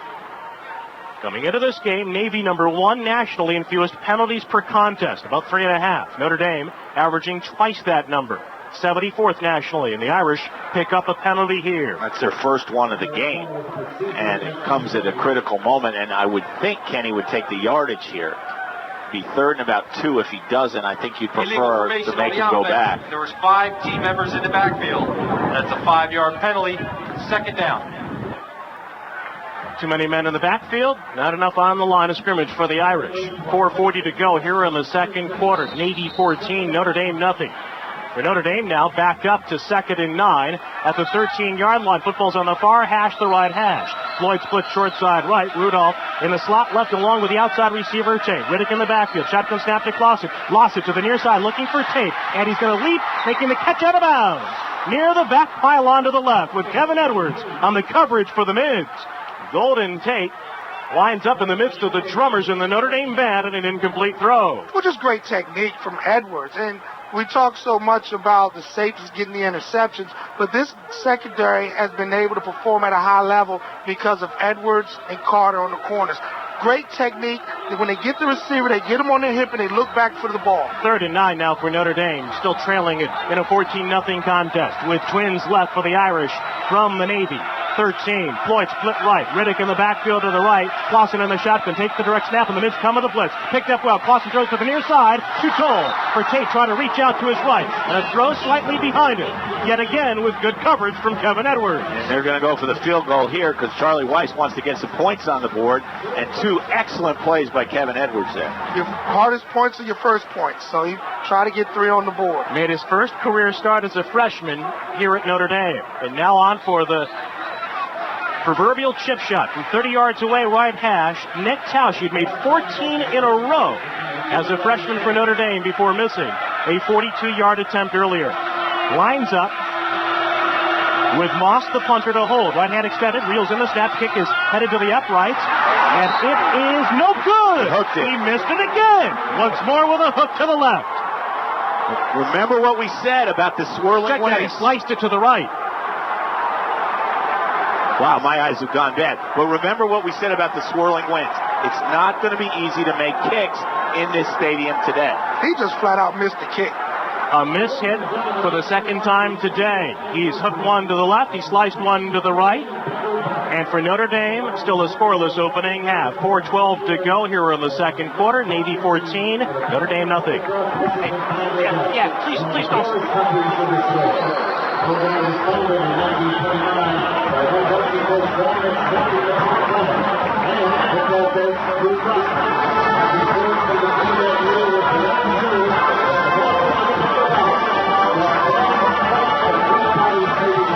A missed field goal try by Notre Dame's Nick Tauch. He made 14 in a row. He has now missed his last two.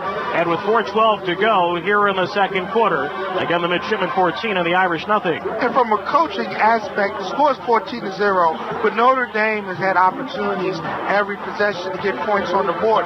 So I feel Navy's going to have to be aggressive on this series. You're not going to be able to run out the clock for the rest of the game. You're going to need more than 14 points. This is a great opportunity to be aggressive and try to get some more points before half. Because I think 14-0 going into half, Notre Dame's going to come out in that second half, and you don't know what all these blown opportunities in the red zone if they don't end up with touchdowns. So this is the opportunity to extend that lead. Completely agree with you. Notre Dame hasn't punted yet today. And they fumbled on one possession. They missed two field goals. They didn't get a fourth down on the goal line. You're right. It's going to take more than 14 points to win this game. And remember another thing. If Navy can move the ball now, they get the ball to start the second half.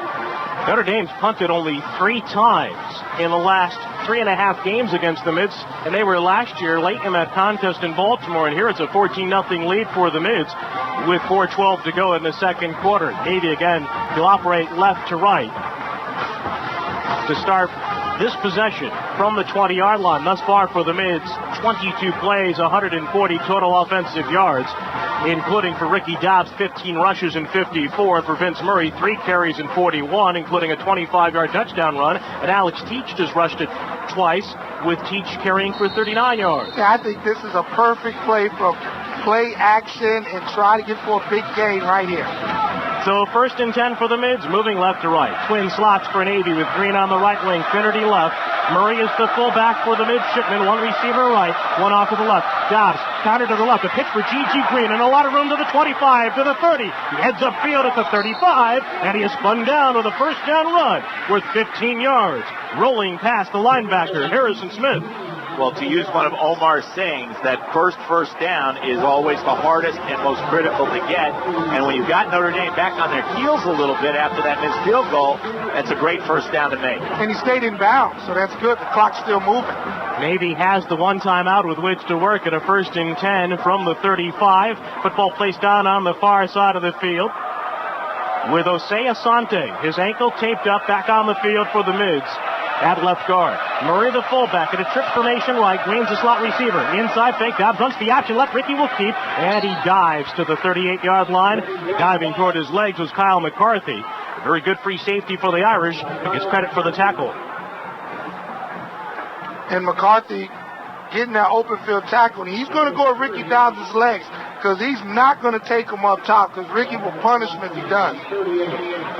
Vince Murray might have been shaken up on that play as the Navy fullback departs to the far side. He got the block that sprung him initially, Bob. So Alex Teach lines up in a 3-point stance. The fullback, twin slots with Furman, a slot receiver wide, along with Washington to the wide side. 2nd and 6, inside give to Teach. And Alex trying to burrow through the right side, gains maybe a half yard. Irish again up for the tackle with Darius Fleming, the strong side linebacker, is a sophomore from Chicago on the hit. Remember one thing, 3rd and 5 here. Critical play for the Mids. 2:45 on the clock, but Notre Dame has all their timeouts left. Yeah, Notre Dame has plenty of time if they get this stop to get some points. No question.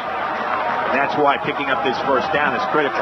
Pete Van Poppel tells me they have 2 timeouts left. The Mids are 1 for 4 today on third down. They've gone 2 for 2 on fourth down. Doyle delivering the play into the huddle, lines up now the right wing. Green's a slot receiver right, with Furman an outside receiver right. Keach again the fullback. Dobbs spins away from center, runs it left. Ricky Keach, he heads upfield with a first down and more to the 50, angling right to the 45. Dobbs carries to the Notre Dame 42. Tackled in the open field by the strong safety, Sergio Brown. We pause 10 seconds for station identification of the Navy Football Network. 19-yard run for Ricky Dobbs here at Notre Dame Stadium, and under 2 minutes to go in the first half. The Mids 14, the Irish nothing. Football splits the hash marks on 1st and 10 for Navy from the Notre Dame 42. Dobbs gives it to Teach. Alex runs it left, bouncing outside of the 35, and then he dives to the 33. Left a yard and a half short of a first down, with Harrison Smith covering for a Notre Dame defense staggering right now in the final seconds of the first half. I'm not sure if Alex Teach's improved play today doesn't have a lot to do with Vince Murray. When your backup comes in and does as well as Murray does, that will make you play a lot better. And that shows he's a competitor. Absolutely. Second down for the Mids, second and short. They go with trips again to the right, with Green to motion from the right slot. Dobbs inside fake. Ricky runs it right, or at least he tries to. Can't get out of the blocks, and he suffers a 1-yard loss as Smith knifes to the line, and the Notre Dame linebacker makes the tackle with 1 minute and 5 seconds to go.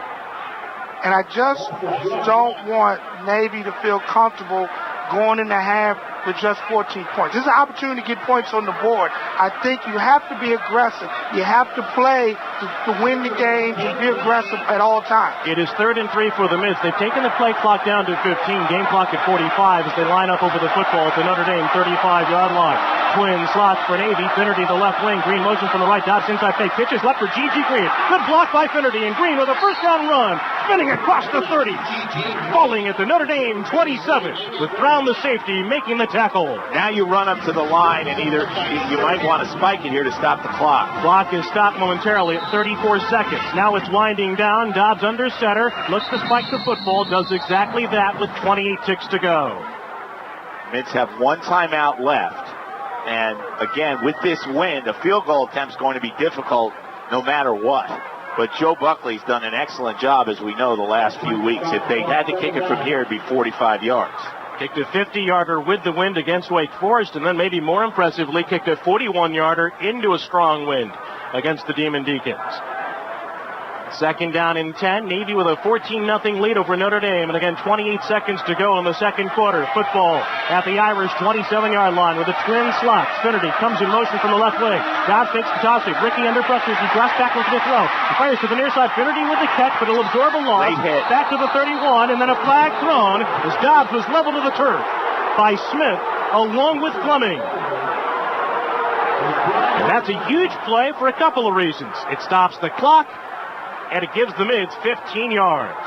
Charlie Weiss has his head set off and is screaming, but they buried it. Roughing the passer, number 22 of the defense. 15 yards from the end of the run. First down. Harrison Smith, the guilty party. Now with 20 seconds to go, 1 timeout remaining for the Mids. Takes the ball to the 15 if they spot it. I thought he was tackled at the 30, Bob. Finnerty was brought down just outside the 31-yard line. Then it will take it to the 16. Correction on the enforcement. It's half the distance to the goal from the line of scrimmage. Automatic first down. From the line of scrimmage. Well, that makes more sense. So that'll take it to the 14. And I'm with Omar. Take a shot at the end zone here. You've got a timeout. Well, I think now, though, they're pretty close to the end zone. And we know Navy's passing attack. I'm not saying necessarily through the air. Okay. I'm saying try to score here because you've got a timeout, although they're running the clock. Clock is on the move. 15 seconds and counting. Mids late to the line of scrimmage. 12 seconds to go. Football on the far hash at the 13. Dobbs tosses it to the near side for Bobby Doyle. Looks to throw. Now he's going to head upfield and takes the dive to the 11 to stay in the middle of the field with Harrison Smith making the tackle. And Ken Niamontalolo scrambling out of the field to call timeout. It looked like the play was designed. That's their third. For Doyle to throw the option pass to Dobbs out of the backfield. I think that's exactly what they were trying to do, and then it was a little disorganized because of the time, because the Knicks didn't know where the ball was. They were huddled way back at the 30-yard line, and they had to rush up to the line of scrimmage.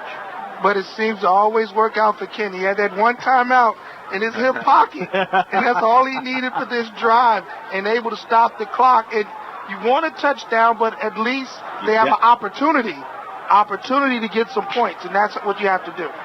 And we have an opportunity to take a timeout. 3 seconds to go, second quarter. Navy 14, Notre Dame nothing. Navy football continues in a moment.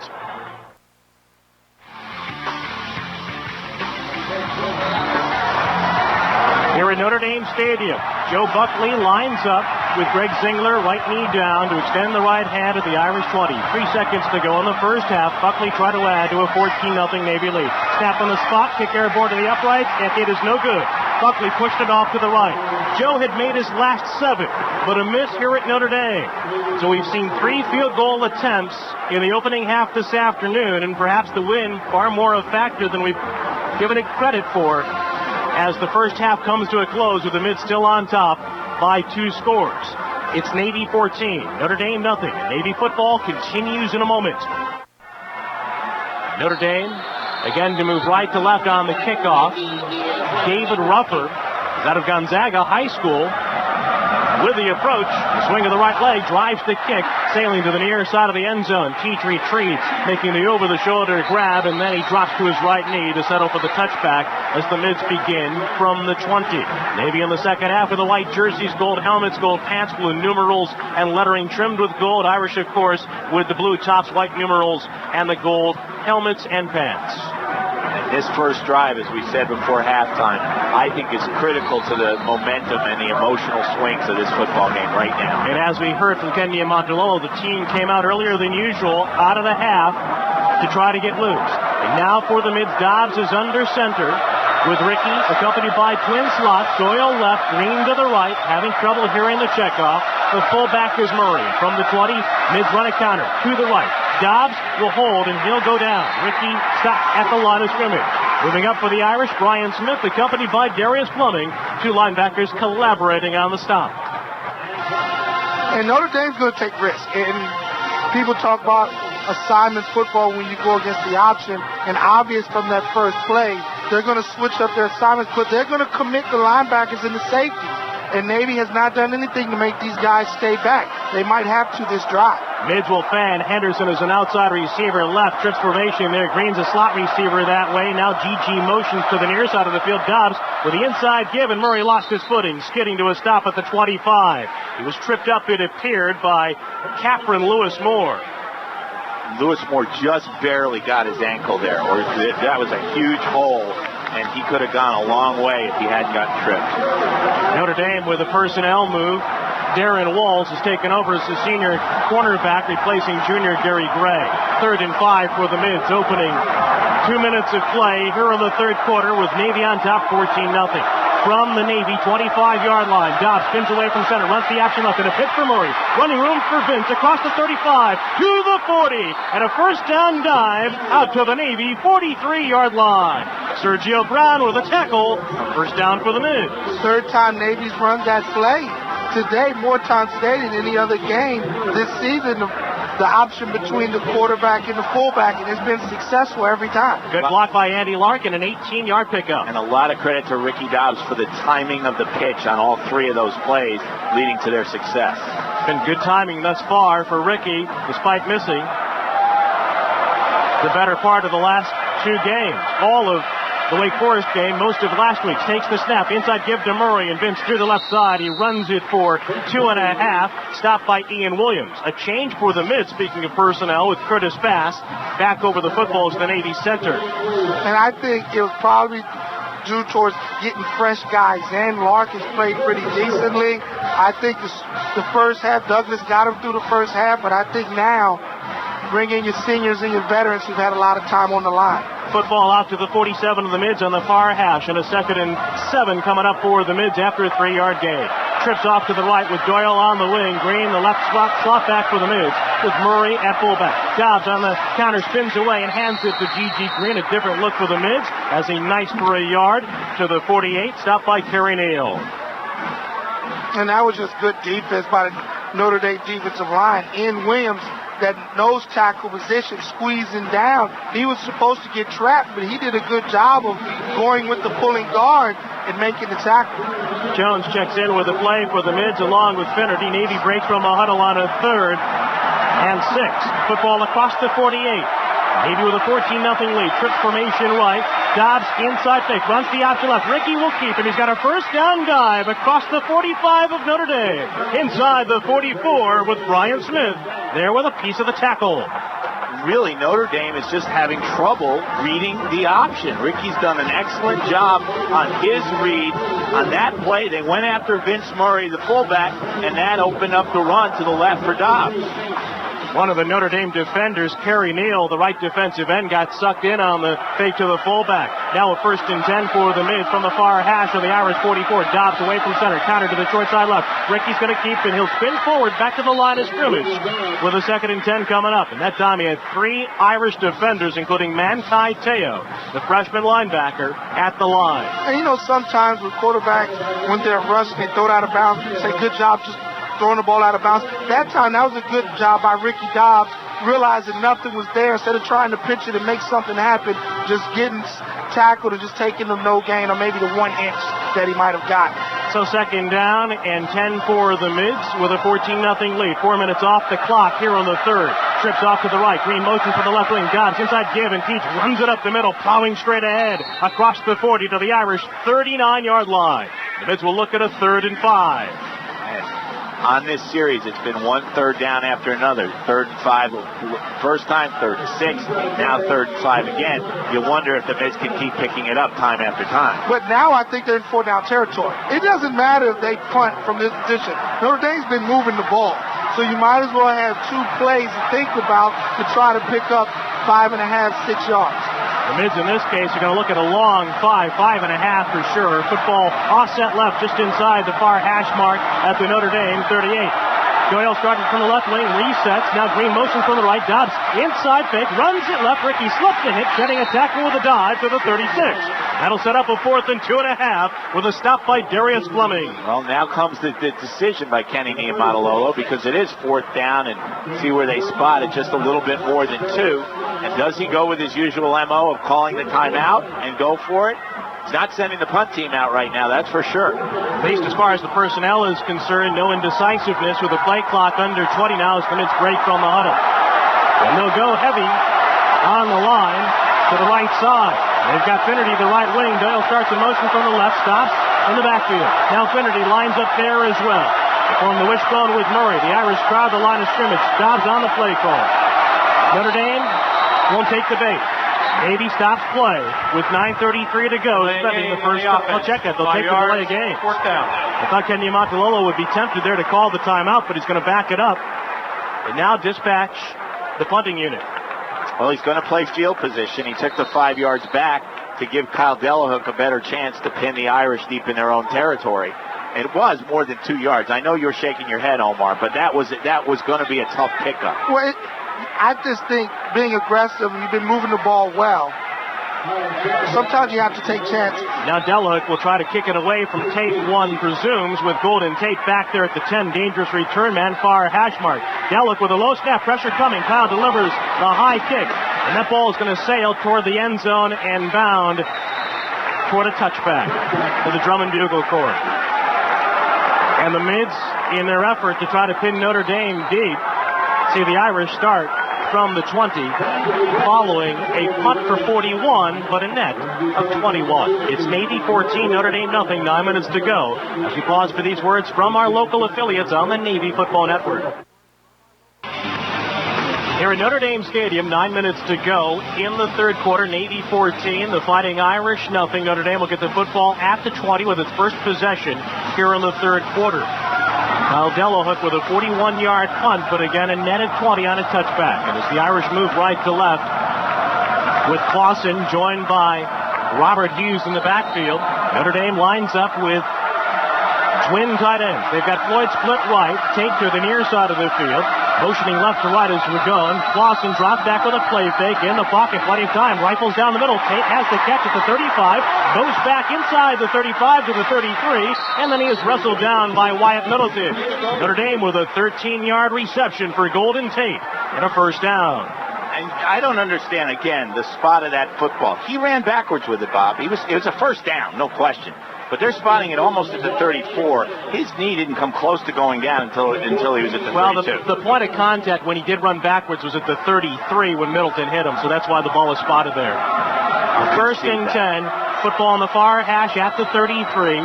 Clausen again under center, tight end right, Twins left. Clausen hands it off and through a big hole. Hughes runs it left side, weaving his way upfield at the 45. And it'll be driven down to the flag thrown as the tackle is made by Wyatt Middleton.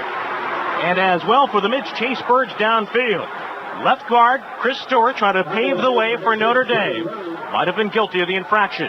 Yeah, I think Kevin Edwards was blocked in the back. At least he reacted like he was blocked in the back. You always get nervous when the officials huddle up, though. So huddle with an ACC officiating crew. Our referee is Jerry Magalanes.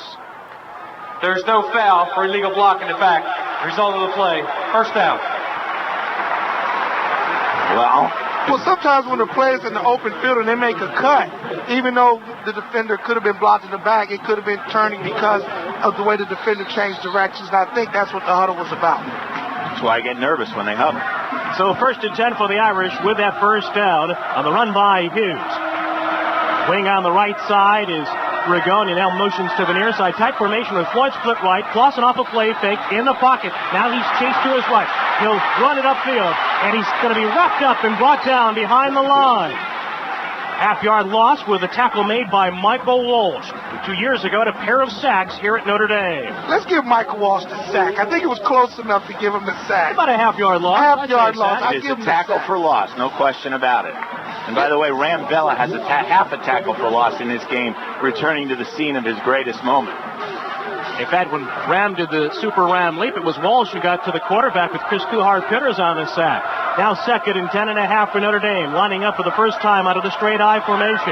The fullback is Aldridge. Clausen drops back, play fake. Pressure coming. Hit from his right as he throws downfield, and the ball incomplete. Nearly intercepted by Blake Carter, diving at the feet of Golden Tate. And pressure again for the Mids on Jimmy Clausen. I think it was Burge who was in there, and I think he got his hand on Clausen's arm, and that's why the ball wobbled and came up so short. And if you just get someone in his face to just break up the timing, I think Navy's defensive backs have played good enough to where they can get up there and disrupt and not allow a lot of catch to be made. Buddy Green is the defensive coordinator for the Mids. Has varied his looks today. When he has tried to put the pressure with the occasional blitz, he's gotten to Clausen with his defense.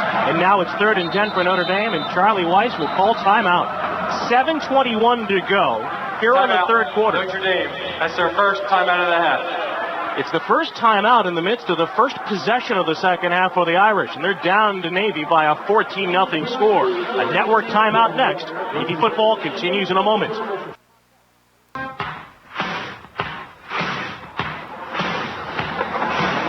.7:21 to go here in the third. Notre Dame out of a timeout to face 3rd and 10, trailing the Mids by a 14-0 score. Quickly to Pete Metters. Guys, see if they bring pressure from the outside again. Ram Vela, very successful last time, getting a hand on Jimmy Clausen. We'll see if they come with pressure from the outside again. And now the Irish will go without a tight end. They line up trips receivers out to the right, with Tate split to the short side left. The outside receiver right, again with Carter on the coverage for the midshipmen is Floyd. Kamara and Rudolph in the slot. One setback with Clausen in the shotgun is Hughes. 3 Mids show blitz off the left side of the defensive line. Now they retreat. Pospisil along with Haber and Vela. Vela now inching closer. Here he comes. Shotgun snap to Clausen in the pocket. Throws to the near side. Catch is made by Tate. Goes back to the 45. He heads upfield with a first down catch. Forward progress goal at the Navy 43. Golden Tate with a catch. And a first down reception. 4 to 5 tacklers there for the midshipmen on that hookup with Clausen. They picked up Vela coming with the blitz from the left side, and it gave him Clausen the time he needed. So 1st and 10 for the Irish, again eschewing the huddle all afternoon, trailing the Mids 14-0, 7 minutes to go in the third. Once more trips off to the wide side rider. 1st and 10 snap and a 3-man rush. Clausen in the pocket, throwing down the middle, pass is caught by Tate. Somehow reels it in on a strike at the Navy 28, and then a horse collar tackle perhaps on Kevin Edwards. Yeah, they're going to call that. I couldn't tell. He grabbed him very high. There's no doubt about that. I couldn't tell if he got the horse collar or not. I'm sure we'll see a replay here. Golden Tate was blanketed by Edwards. Personal foul, horse collar tackle on the defense. Half the distance to the goal, first down. And the Irish again embedded by the personal foul on the Mids. Notre Dame shut out to this point this afternoon. On the march once more. Tate On the penalty, the crossing number route 50 made the grab. And it was Edwards who made the tackle with a horse collar. I'm not sure that was the right call. I can see why he called it from behind. Yeah, I think he got it, John. His left hand was on the collar of the jersey. It was a good call. Close call. Shotgun set. Shotgun snap to Clausen in the pocket. Plenty of time. Now he's flushed to his left. A flag down as Clausen throws on the run. The catch is made by Tate along the near sideline before he steps out at the 6-yard line. But again, as Clausen was flushed to his left on the roll to the near side of the field, a flag was thrown from the line judge. It looked like Schaefer got held with extra effort staying on his feet. He was held when he had a shot to keep pursuing. Holding, number 72 for the offense. 10 yards from the line of scrimmage. Replay first down. So that's a big call because they would have had second down and about 1 on the 6. And instead, of course, it'll be 1st and 20.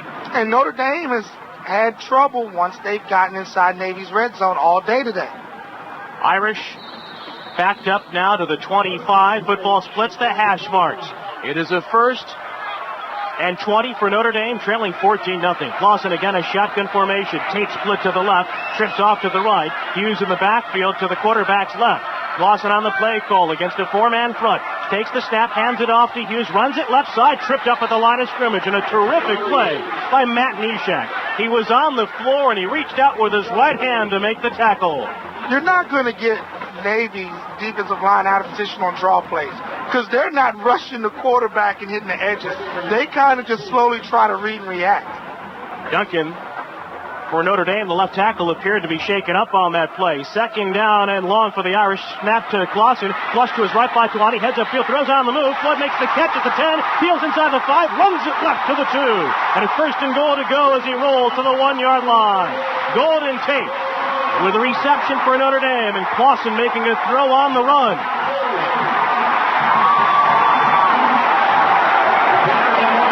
It was Floyd, Bob, but it was a great play by either receiver. It was Floyd who made the catch.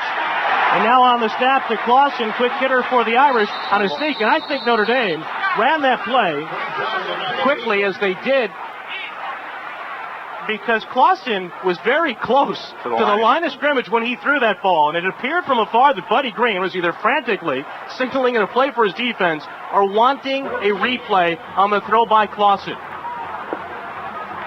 It's going to be a 2nd and goal to go for Notre Dame with Floyd making that catch. Again, diving to the 1. Football's on the left hash, the near hash. Irish go heavy on the right side. Ragone motions from the left. Hand off to Hughes, running it right. And hurling into the end zone off the right side for Notre Dame touchdown. Well, they were bound to get in sooner or later. And the key play, as you call it, Bob, was that Clausen to Floyd pass. And we'll never, it doesn't matter now whether he was over the line because they got the play off. And then they get in the end zone, and now it's a completely different game. The Irish again with the 2 extra tackles going heavy, and this time they ran it between those tackles for the score. On for the point after try is the freshman Tausch. Snap in the spot by Moss. Kick airborne to the uprights, and it's good. Navy lead has been halved with 5:03 to go here in the 3rd quarter. Midshipmen 14, Fighting Irish of Notre Dame 7. We pause for these words from your local affiliates, the Navy Football Network.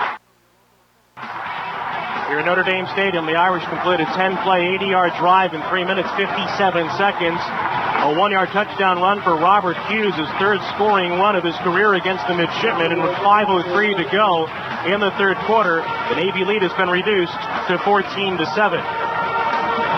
Pete Medhurst is down along the Navy sideline for a quick report. Yeah, it came right down to Ken Niamatololo, came right down to Ricky Dobbs saying, we've got to answer that.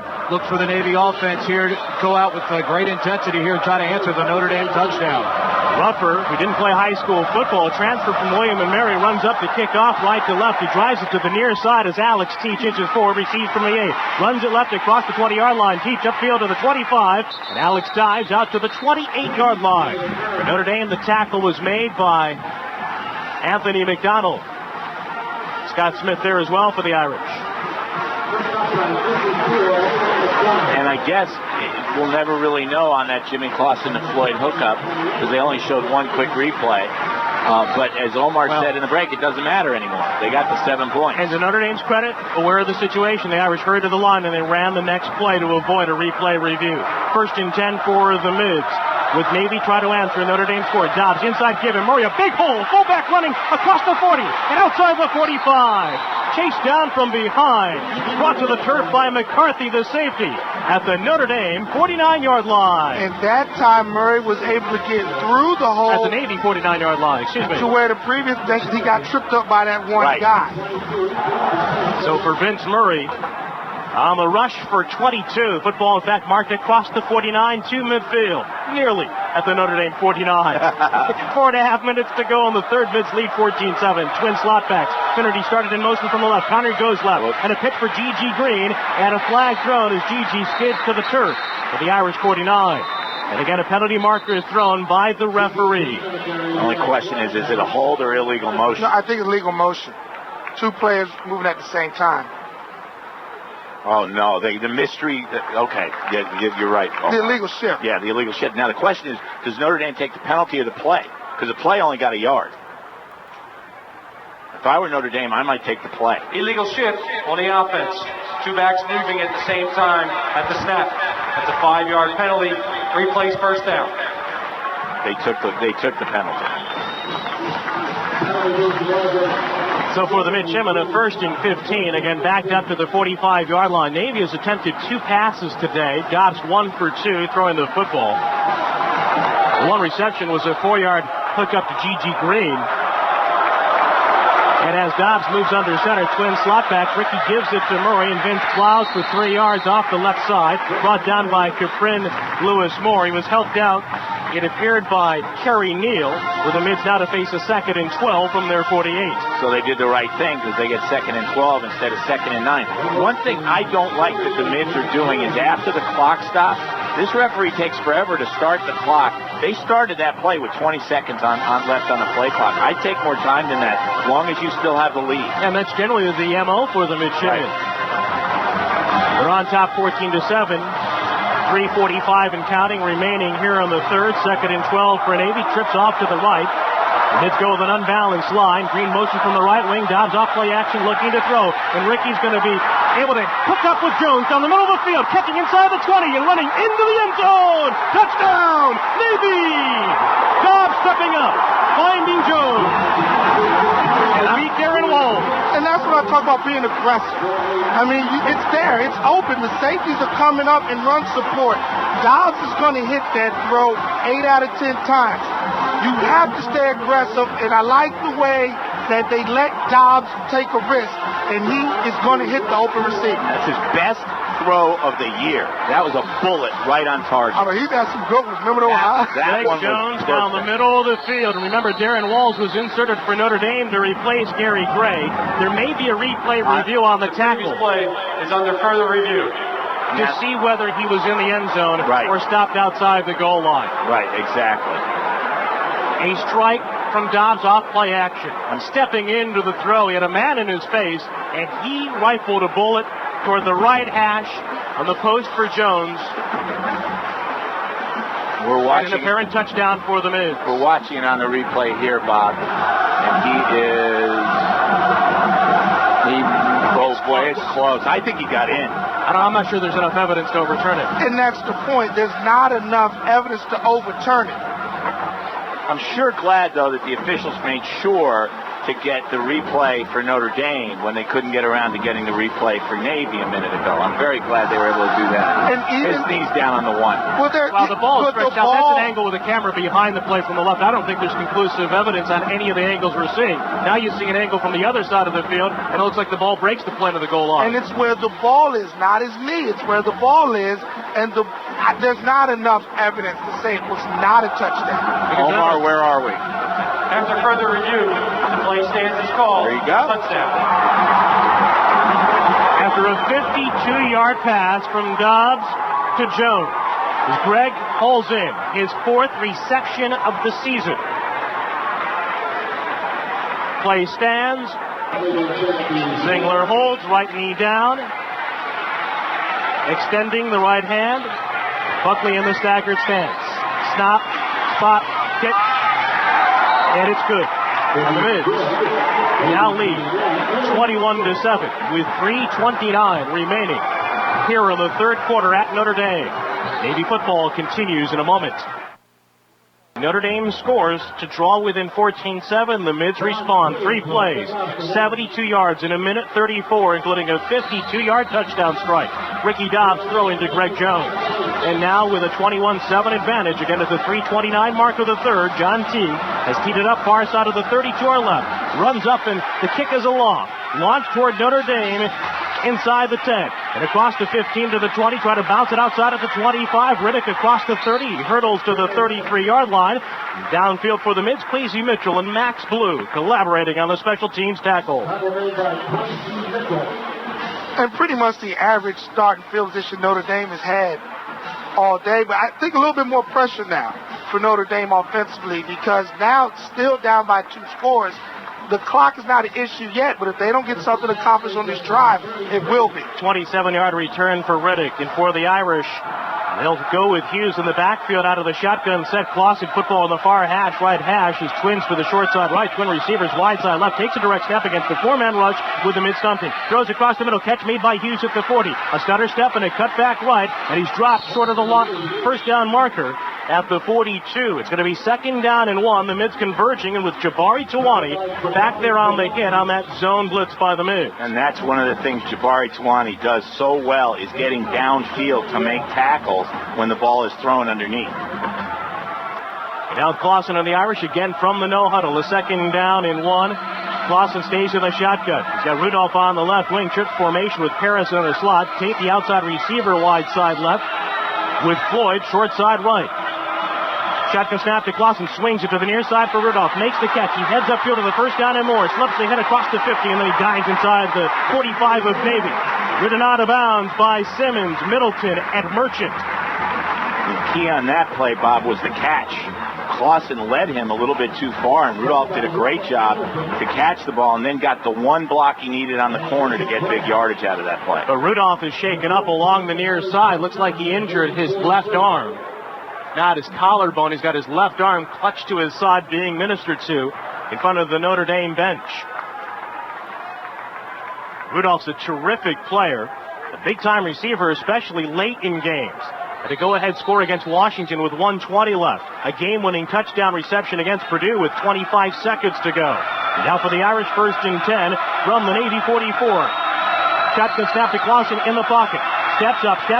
Mids cover well. Throws on the go across the middle. Catch made by Floyd. And again, a first down reception as he's dropped at the 31. Made that reception in front of Pospisil, the Navy linebacker. With Clausen once more scrambling, moving up to make the throw. Clausen doing a good job of knowing where the line of scrimmage is and staying behind it before he releases it. Clausen to Floyd, 13 yards. Clausen 20 for 25 today. From the shotgun, Tate is split to his left. Trips off to the right, takes the snap, Mids come with the blitz, and Clausen with time, throws it near side, catch made by Rigaud. He fumbles, ball going to the near side, and it's across the sideline. One of the Mids diving on it, Tony Haber, trying to get to the football before it squibbed out of bounds, and it looks like it was out across the boundary. I think it probably was. But a second fumble today, and they'll check that. It was Billy Yarborough out of bounds.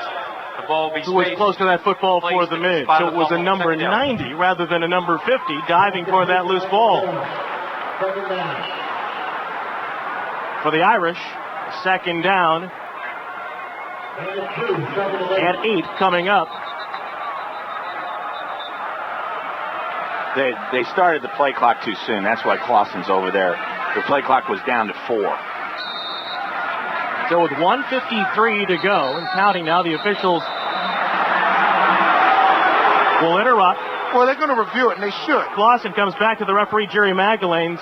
Clausen, a guy who's pretty animated out there with some of the body language, and he seemed somewhat exasperated there as he turned back to the referee with a replay review forthcoming. We have not yet seen a replay on the monitor in the booth. Well, Clausen understands the importance of this drive, and I think that's why he's so animated also, because he knows they cannot afford a turnover and the disappointment that the officiating crew decided to review it. Well, I also think it's interesting because he went back to Magdalene to say, to point out that the play clock was down to 4, and then they decided to review it. Now We get a look at the replay here. Yarborough for the Mids, and I'll tell you what, he's pretty close to getting to that football inside the field of play. The angle we just saw was from behind the play. Well, he got to it and he scooped it with his left hand. So the decision is, did he have control when he slid out of bounds? He clearly scoops it. It's just that they consider that control, and I don't think it's enough to...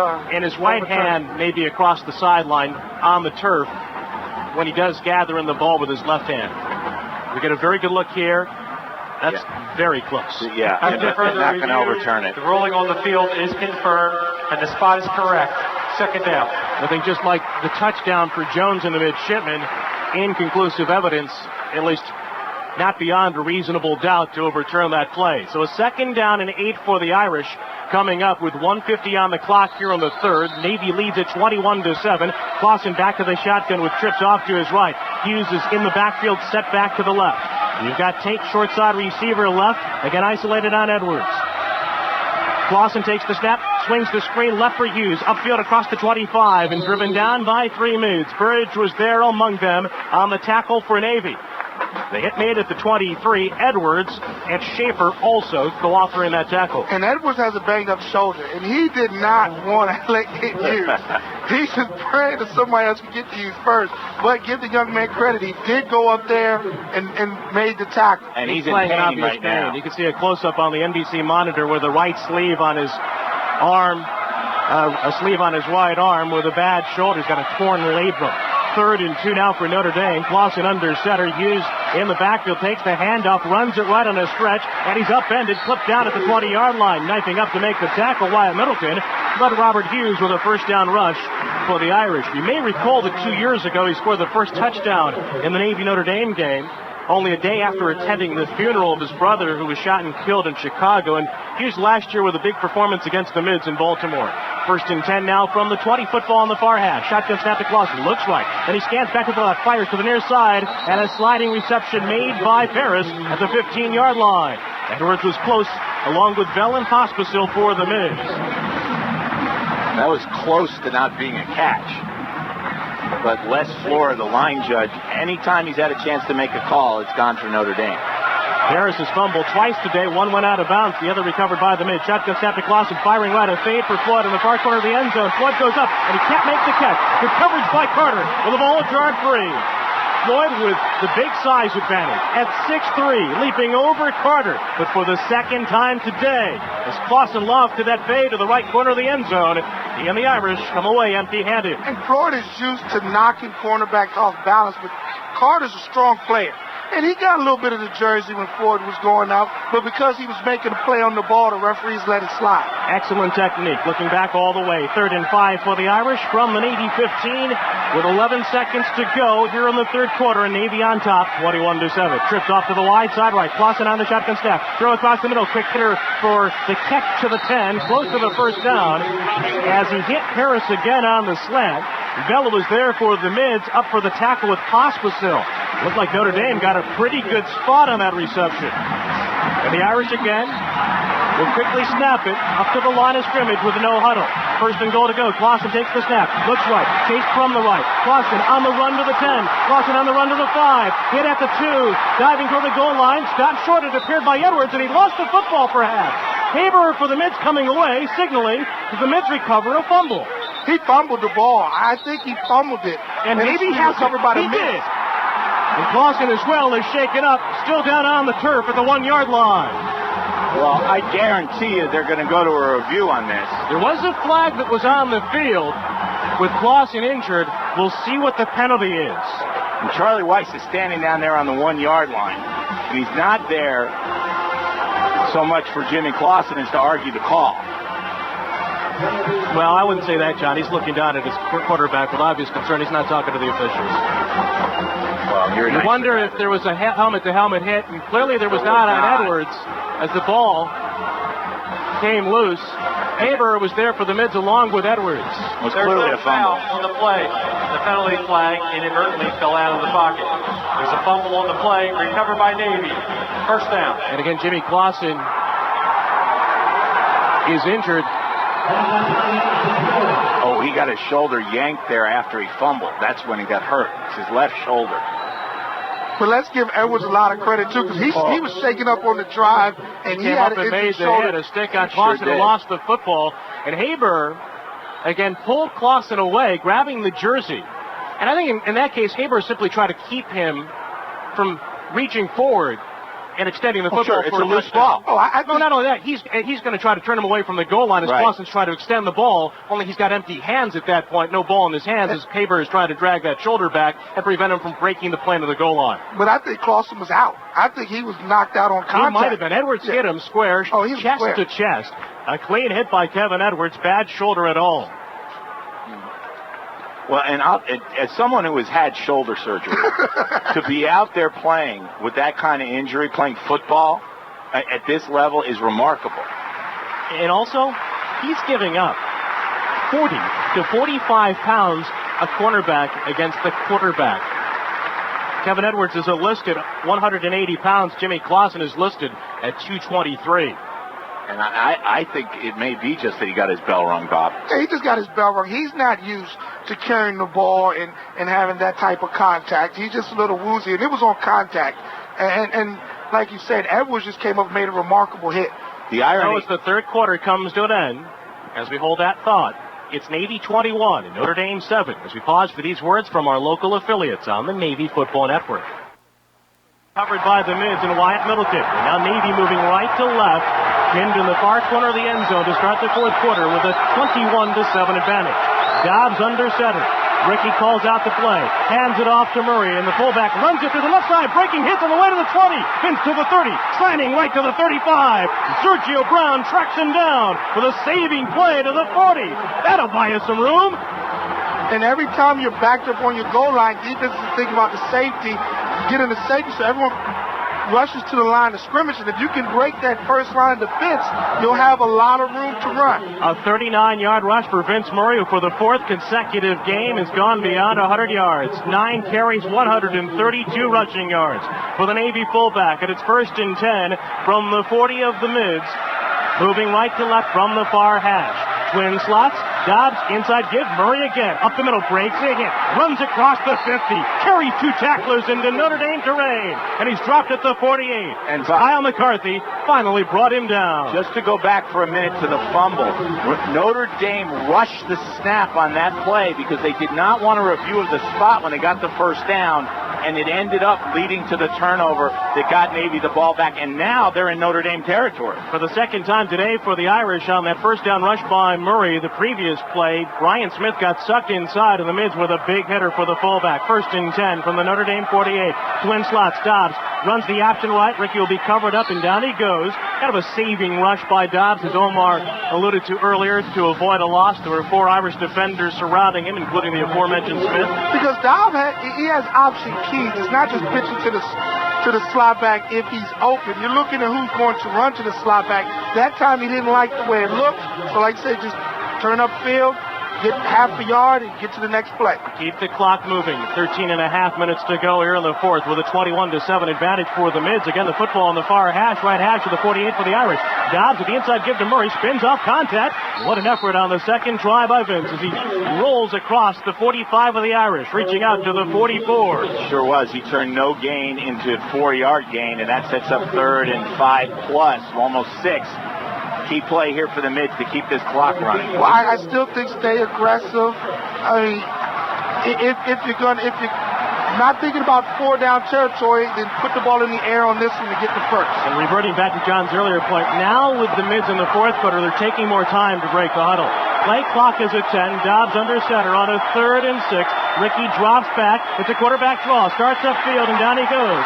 Flipped up by the linebacker, Manti Te'o. Terrific play by the Notre Dame freshman, and Dobbs in the mid sustain a loss back to the 47. As you said, Te'o is a freshman, and he walked in to the building wearing a Hawaiian lei and waved at Kenny Niumatalolo as he was coming in. But Kenny knows his family very well. In fact, Kenny grew up as a close friend of Te'o's uncle, Brian Te'o, Manti Te'o's dad. Kenny know one another well. He used to live on the same street. He was on the same street as Ricky Dobbs on that play. And now with Dello gone to punt for the mids, Kyle will kick it right to left for Notre Dame. Tate heels on the 10 to our left. Kyle receives the snap, pressure free kick, and a high spiral kick with Tate to call for a fair catch and watch the ball bounce inside the 10. Mids cannot track it down as it hops into the end zone. Bad break. Kwesi Mitchell in pursuit for the Mids and able to keep the ball in the field at play. And with Jimmy Clausen very woozy in the wake of the last Notre Dame offensive series, Evan Sharpley had been warming up for the Irish along the sideline. Both Clausen and Sharpley flank head coach Charlie Weiss. There's a timeout with 12:03 to go here on the 4th. Navy 21, Notre Dame 7. Navy football continues in a moment.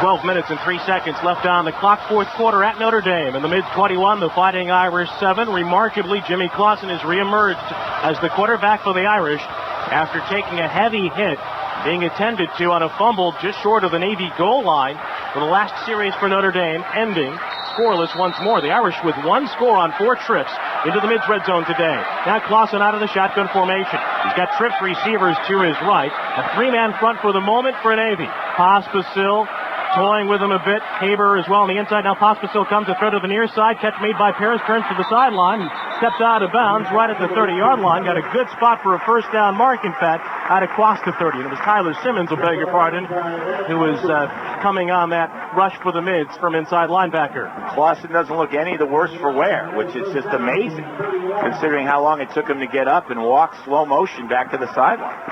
So first and 10 for the Irish. Again, trips off to the wide side left. Navy by 14. 11:45 to go here in the 4th. From the Irish 31, off a play fake. Clausen steps up, fires down the middle. Catch is made by Ragon, the tight end, bouncing off a hit, and he rumbles inside the 40 of Navy, eventually brought down by Blake Carter. That was his best throw of the day. That was a bullet right on target right there. I think a good route also by the tight end, and of course he had time to sit back and survey the field. Ragon with his second reception. He had a 3-yarder earlier. Now he catches a 30-yarder, and the Irish into Navy territory like that at the Mids 39-yard line. Clausen perhaps awakened on that hit on a fumble. Back on the shotgun, trips off to the left. Lone setback is Hughes. Clausen takes the snap. Mids come with a blitz, picked up well. Clausen now flush to his right. Rolling, directing traffic. He's going to loft the ball out of bounds as he rainbows it to the near sidelines. And a nice catch for one of the stadium ushers. And Schaefer was held badly on that play. When Clausen started to scramble to his right, Schaefer spun off to pursuit and was held. Surprised it wasn't called. We're in the 4th quarter now. Notre Dame's behind. Don't expect anything more from the officials. Sam Young in his 47th consecutive start was blocking Schaefer there. The right tackle for the Irish. And now a 2nd and 10 for Notre Dame. Again, trips off to the left. Lone split short side right is Floyd. 11-12 to go here in the 4th. Clausen in the shotgun formation. Takes the direct snap. Mids rush forward. Throw out to the left, and it's incomplete. Might have been tipped by Ram Bella, if not Matt Neshek. Bella again penetrating into the backfield. High leaping once more at Notre Dame Stadium. Well, at the very least, Bella made him release the ball before he wanted to. Whether he got deflected it or not, he did not want to throw it that soon. I don't know if it was deflected or not, and I hope it was, because it wasn't a pretty ball. If it was. Lawson, no, he got his hand on it. He touched it. Deflected it. 3rd and 10. Football from the near hash of the Navy 39. Mids again with a 3-man front. Now Bella and Pospisil creep up from the linebacker spots. So too to Schaefer from the left. Haber as well. Back and forth they go. Shotgun snap to Clausen. Here comes Haber. Looks picked up well. Throw to the near side. Floyd has the catch. Tumbling inside the 25. Boy, a bullet of a throw, and Floyd bubbling back with a first down reception to the Mids 23. Floyd is just so good. I mean, he runs great routes. He gets himself open, and he's got great hands. So 1st and 10 for Notre Dame. 16-yard hookup. Under 11 minutes to go in the 4th quarter with the Mids on top 14. Twins to the wide side left, Wins to the short side right. Hughes in the backfield joins Clausen. His 1st and 10 snap. Here come the Mids again with the blitz. Clausen steps up. He rolls right. He throws on the go. Pass is going to be caught by Tate. He makes the catch. Weaves his way back to the 15-yard line. And he's driven down at the first down marker at the 13. Somehow Golden Tate made the catch on a near pick for Wyatt Middleton. Well, they both made a break on the ball, and Tate got there before Middleton. Good job of receiver coming back to the football. Got there by a hair. The future NFL player makes the play. That's the way it happens. 1st and 10. Football far hash at the Navy 12. Clausen is under center, 10:25 to go. Trips off to the wide side right. One receiver, Tate to the short side left. Clausen again on a checkoff for the Irish. Joined in the backfield by Hughes. Notre Dame again 1 for 4 in the red zone. Shotgun snap, mids rush forward. Clausen throws near side and passes. Batted and intercepted by Villa. Carter with a deflection. Villa down the near side. Skids to a stop at the 25-yard line. First interception for Clausen in 150 throws. Flag came down far downfield. Well after the play. Way away from the play.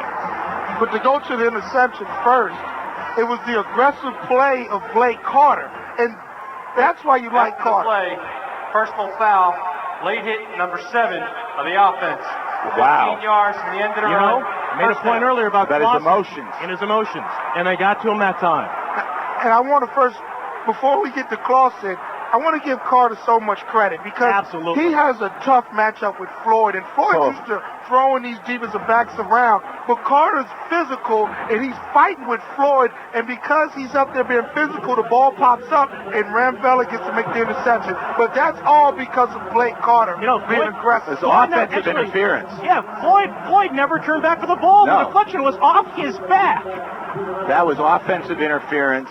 And then Walsh went back to try to get a block on Clausen, and Clausen, frustrated, hit him back, and they caught the second guy, as they always do. Well, but Walsh did not cheap shot him. Not a cheap shot. He stayed up high. He stayed up high and took it kind of easy on him. He could have teed off on him. He didn't. He could have, but you know what? That was kind of a cheap call on Clausen. I would have just let it go He if I still were the official. extended his hands He fully did. through a shove back. He did, but Let's go to Pete Metters down the sideline. Incredible jubilation right now over here on the sideline. And again, it's the defense somehow deep in the red zone coming up with the play that they need to thwart yet another Notre Dame drive. We often talk about people having to make plays, and Omar hit it right on the head. Aggressive corner play there that time, even though the ball ends up going off of Floyd's back. The fact that he's worried about how am I going to get separation, he doesn't turn around for the ball. How about Ramvella in this stadium? He always seems to make a big play. I have to say that Ramvella loves this stadium. There's no doubt about that. Well, the Mids teammates nicknamed him a few years ago the Fugitive because on one of the visits to the White House after winning the Commander-in-Chief's championship, Secret Service agents pulled him aside because he had the same name as someone who was literally on the lam. Well, Ramvella and his whereabouts are well known when he's in this house here at Notre Dame Stadium because he's been nothing short of sensational the last 2 games here. And he may need protection to get out of here if Navy wins this game. But he's been banged up all year. I mean, those first 3 games, he took a pounding, and he said last week when he was starting to feel a little bit better. Right. And that's a great point by Pete, too, because we have seen Carter gain the inside position on a couple of throws for Floyd into the end zone on the fade. And as Pete noted, he's trying to get separation. He's pushing Carter out of the way with offensive interference. Never turned back to the ball. It hit him squarely in the number 3 off his backside and deflected to Vella. And that's why sometimes as a corner, you have to take risks, and Carter's taking a couple risks. And even if you don't make the play, then you're in the receiver's head and the quarterback's head, and they say, when I go to that side, that Carter, he's going to be tough to beat. And that time, obviously, Floyd more worried about Carter than his assignment. I think Floyd was worried because he knew it's a timing play. Clausen's getting ready to throw the ball. He says, I don't have any separation here. And he tried to push Carter away, and that was the difference because he never did turn around back, and the ball deflected and Ramvella intercepted it. And again, to clarify, Jimmy Clausen had not thrown a pick in 160 passes before that interception.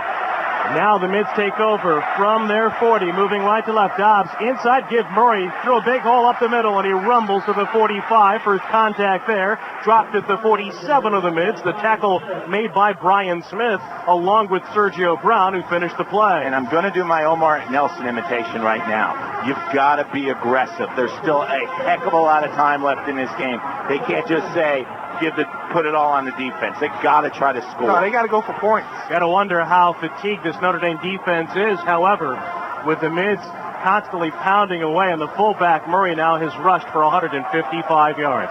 He again lines up in the 3-point stance. Twin slot backs on 2nd and 3 for the Mids. Finnerty from the right, Green from the left. Dobbs inside fake. Ricky runs the option right. He's got a first down as he spins across midfield, driving the legs forward and twisted to the turf at the 48 of Notre Dame. Ricky Dobbs, a first down run, stalled by Kyle McCarthy. And we've talked so much about the fullback play at the beginning of the year, the lack of fullback play. I'll tell you right now, for this 4-game stretch, there's not been a fullback who's run that ball better than Murray in this 4-game stretch that I can think of since I've been associated with Navy. And in this game, Teach has been very good, too. Yeah, the only fullback who gained more yards in this triple option era for the Mids in his first 4 career starts was Adam Ballard. But you look at the performance today by Murray against Notre Dame. He's played as well as anyone, this era or any, at the Naval Academy. 1st and 10 for the Mids from the Irish 47. Dobbs again to the fullback, and Murray plows straight ahead, squeezing his way for 3 to the Irish 44. Stopped by Ian Williams. Again, I think that Navy needs to try to get points out of this drive. Don't go too conservative here. Run an option pitch or something. They haven't run that for a while. We haven't seen Bobby Doyle with the football other than on that option pass that they were going to try. Try something here. 8:25 and counting here in the 4th. 2nd down and 7 for the Mids. From the far hash, right hash of the Irish 44. Green on the left wing. Finnerty the right slot back. The Mids with a check off by Dobbs. Again, Murray the fullback. Counter to the wide side left. Dobbs is going to keep. Ricky runs it across the 40.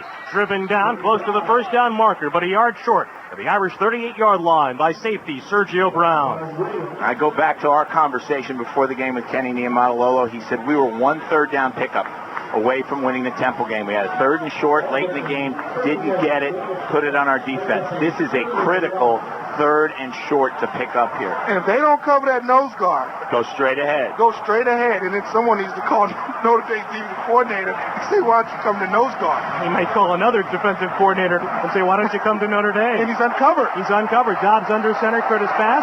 Ricky takes the snap, fakes it inside, and Dobbs kept it. And down he goes in the backfield. He absorbs a loss out to the 41-yard line. The center uncovered, and the Irish bring Dobbs down on a tackle by Harrison Smith. I don't understand that play call there. I really don't.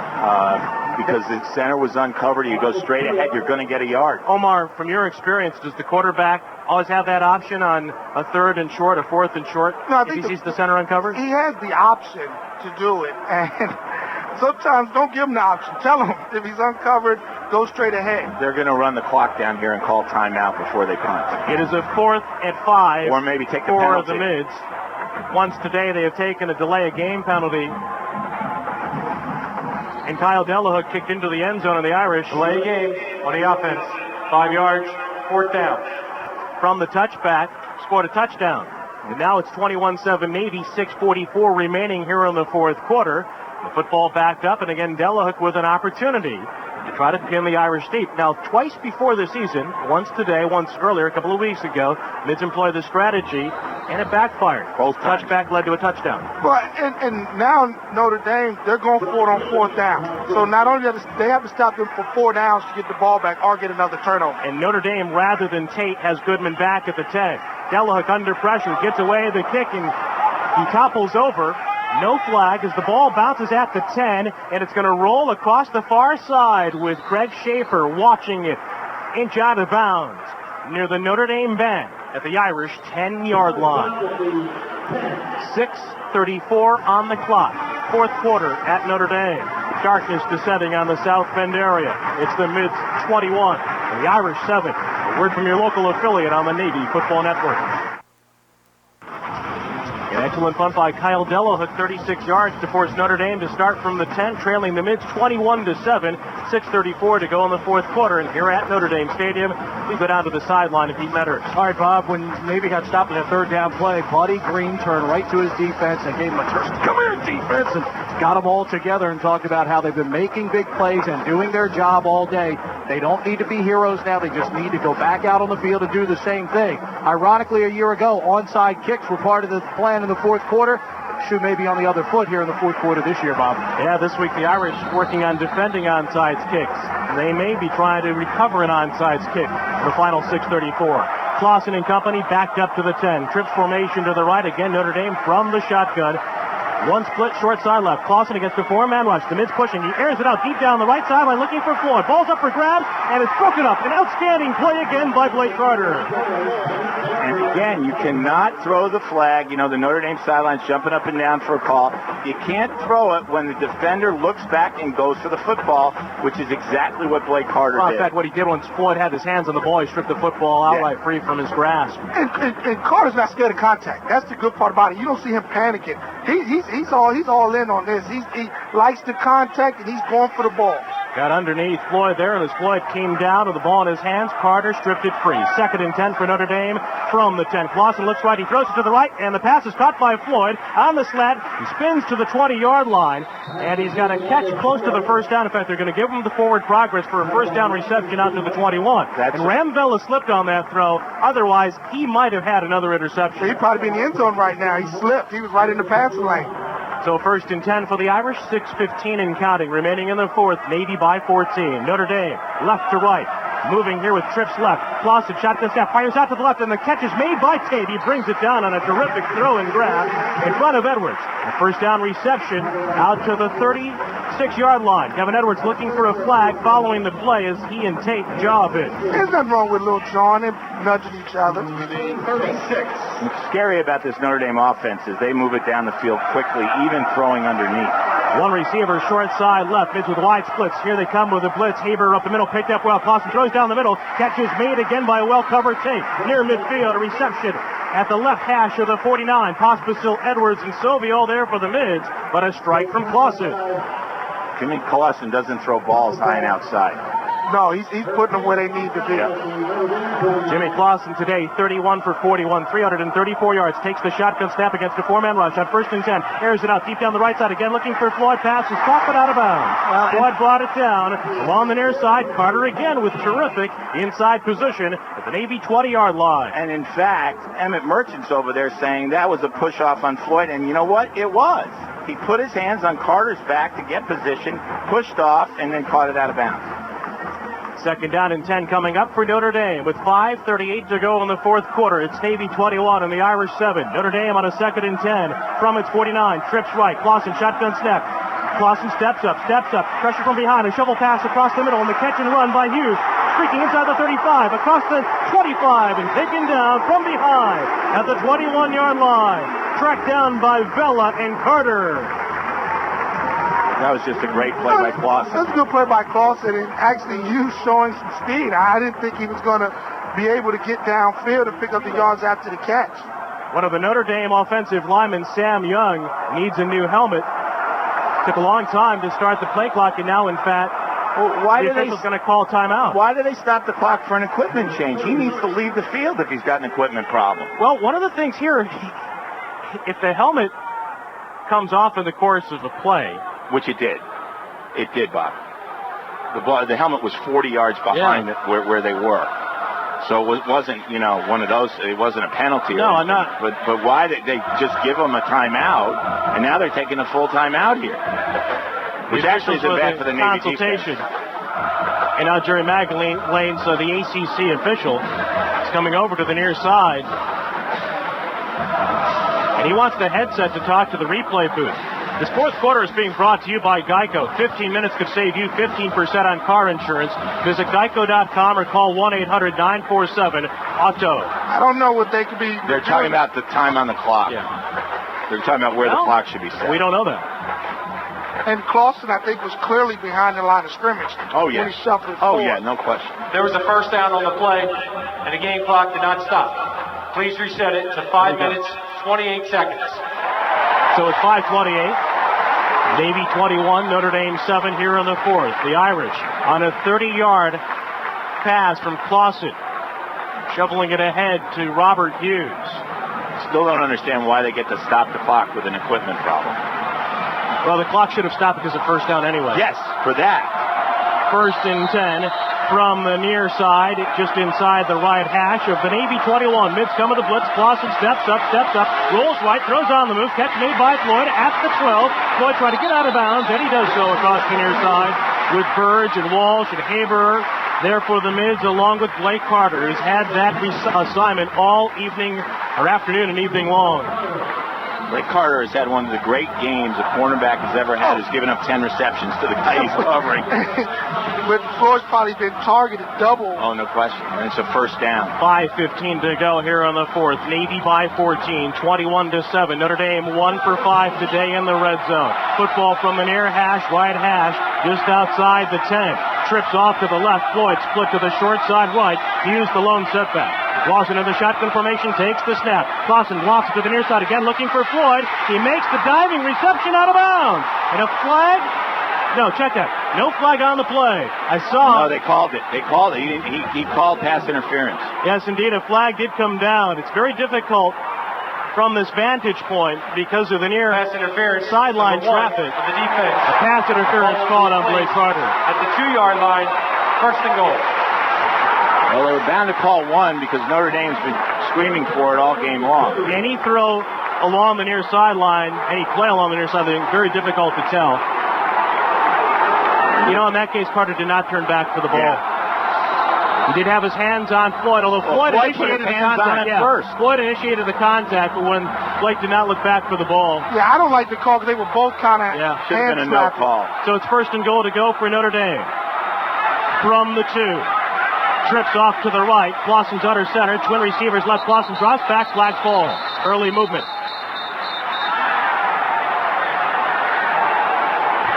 Goes outside. There's an illegal snap on the offense.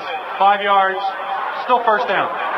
Again, I don't understand that alignment for Notre Dame. They had an empty backfield. They're on the 2-yard line. They don't think they can run it in from the 2-yard line? They had Hughes lined up wide who actually moved. They called a legal snap, but Hughes moved first. Please reset the game clock to 4 minutes, 57 seconds. That's where it's at. 4:57.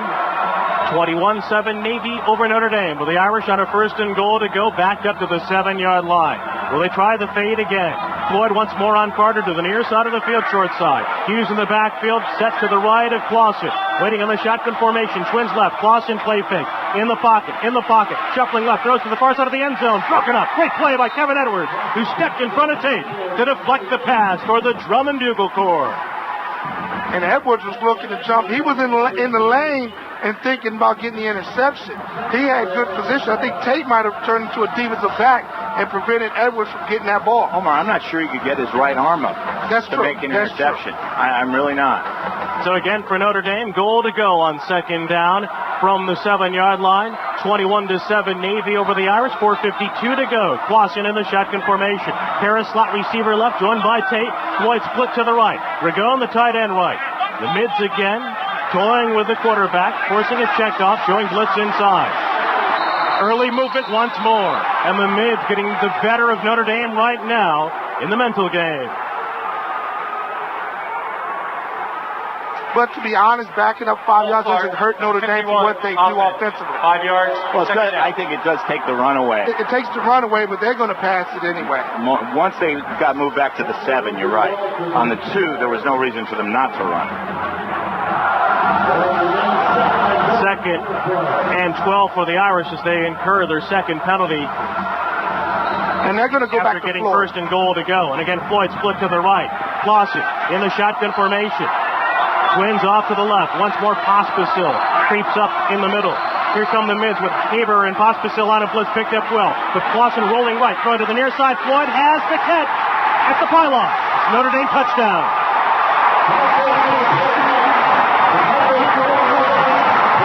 Clausen created that extra time to allow Floyd to come back to get the football. And this guy's just a big-time player. And this game wouldn't even be close if Michael Floyd wasn't playing. Michael Floyd with a touchdown reception for the Irish with his 10th catch of the afternoon.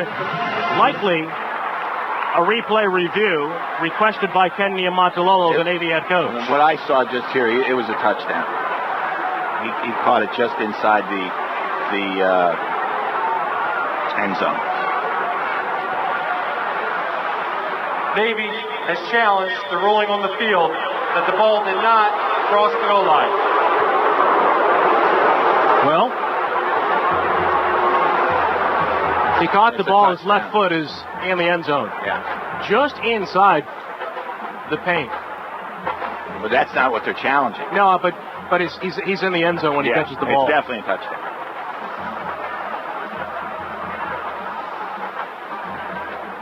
Now, if the replay official can try to make the determination whether it's a touchdown or not, whether the ball, and he did have it across the goal line, he sees the left foot. I don't even Very close. It's not. It's certainly not overwhelming. No. After further review, the rolling on the field is confirmed. Yeah. It is a touchdown. Navy is charged a timeout. And that could be critical. Maybe they still have 2 left, and they have the lead. But at some point, that could be important to lose that timeout. Remember, for Notre Dame again, after the punt by the Mids, this time a 9-play, 90-yard drive, and despite a couple of penalties, inside the Navy red zone. The Irish back on the board. The difference is at 8, 21-13 with 4:46 to go. And on for the point after try with the punter Moss to hold. Again, the freshman, Nick Tausch. This season, he's gone 25 for 28 on extra point attempts. He's missed 2 field goals today. Snap, spot, kick airborne to the uprights, and it's good. The difference reduced to 7. 4 minutes, 46 seconds left in the fourth quarter. The Midshipmen 21. The Fighting Irish of Notre Dame 14. Navy football continues in a moment.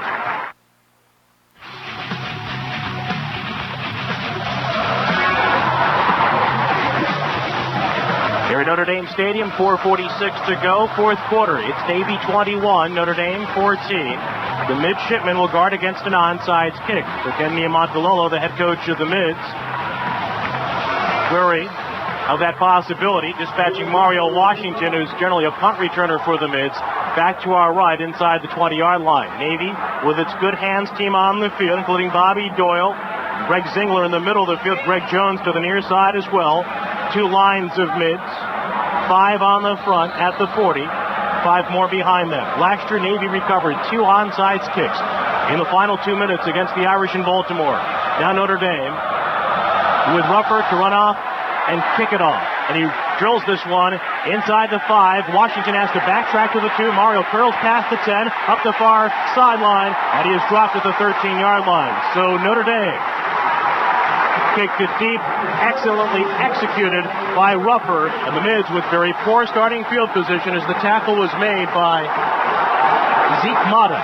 Deep downfield as a reserve wide receiver with 4:43 to go. Someone explain to me why Mario Washington moved up to the 20-yard line. Because they didn't want the pooch kick. That was a well-executed He can move kick. up on the ball better than move back. There's no blocking for him when he catches it. Doesn't matter. Catch it. Now for the Mids, Dobbs under center, trips off to the left to the wide side right. Murray the fullback. Green motions from the slot receiver spot left. Hand off to Vince Murray, and he runs it up the middle. He is stopped with no gain, if not a loss of a yard. The Irish fired up defensively with the tackle made by that Notre Dame front. Steve Filer coming up for the Irish as well. In on the tackle. No gain, in fact, a loss of a half yard for Vince Murray. Now he'll exit to the far side with the clock on the move, 4:15 and counting. Navy 21, Notre Dame 14. Trips to the wide side, left football to the far hash, right hash of the 13-yard line. Dobbs runs the counter right. Ricky's going to keep, and he heads upfield across the 15.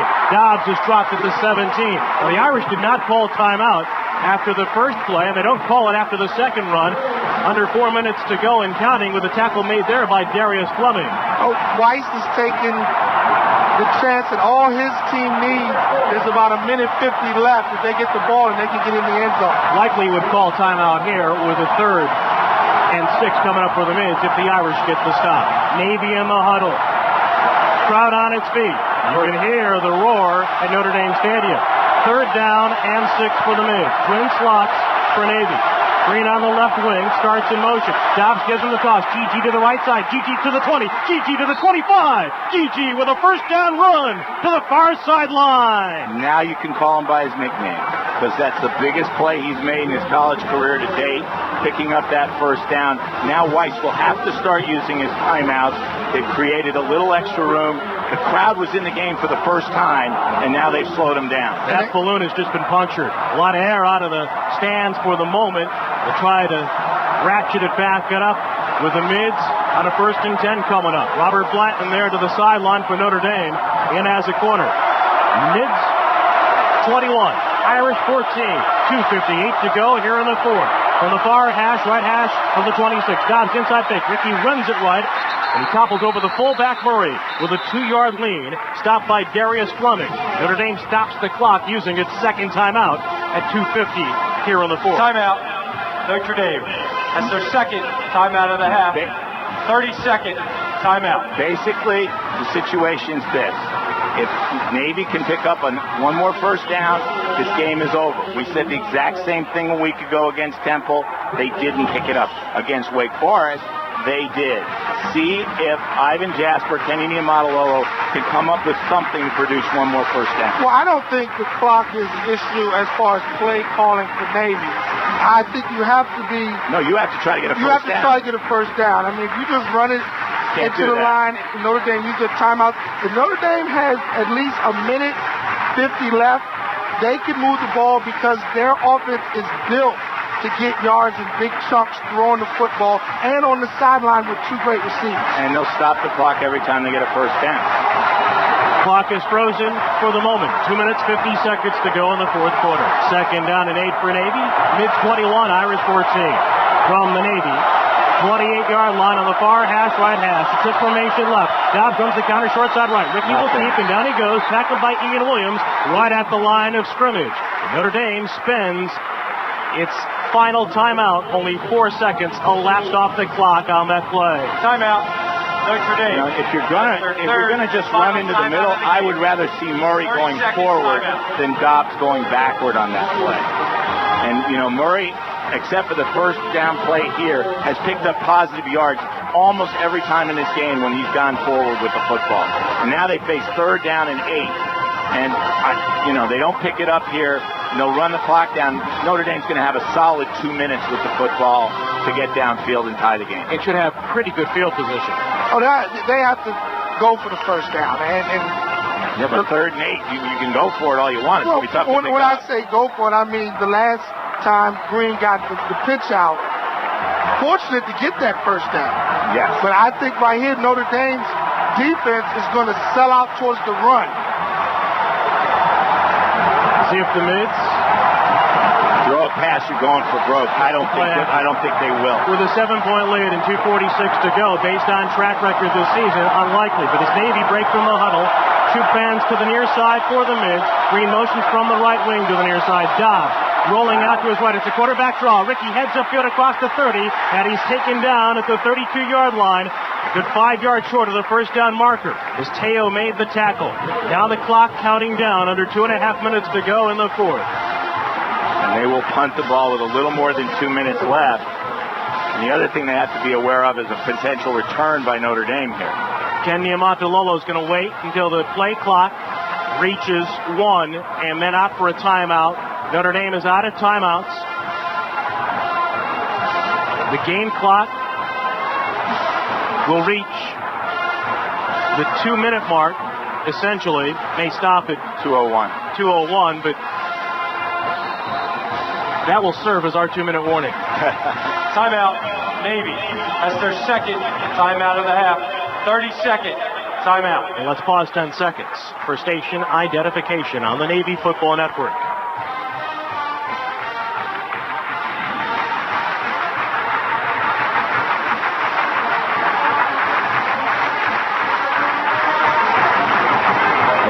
Stadium, Bob Sosi with Omar Nelson, John Feinstein, and Pete Metters. It is great to have you with us as we head to a thrilling finish. 2:01 to go. Navy 21, Notre Dame 14. The Mids with a 4th and 4 at the 32, calling a timeout. 1 timeout remaining for Navy, none for Notre Dame. Kyle Delahook about to deliver his biggest punt of the year.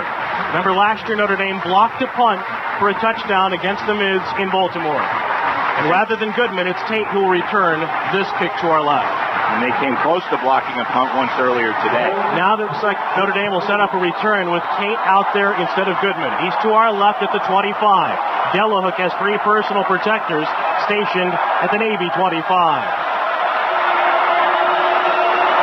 Ackerman snaps it. Delahook kicks it. And Kyle delivers A low kick off to the right side of the field, takes a Navy hops, getting inside the 30, rolling across the 20, continuing inside the 15, and eventually covered by Tyler Simmons at the Notre Dame 13.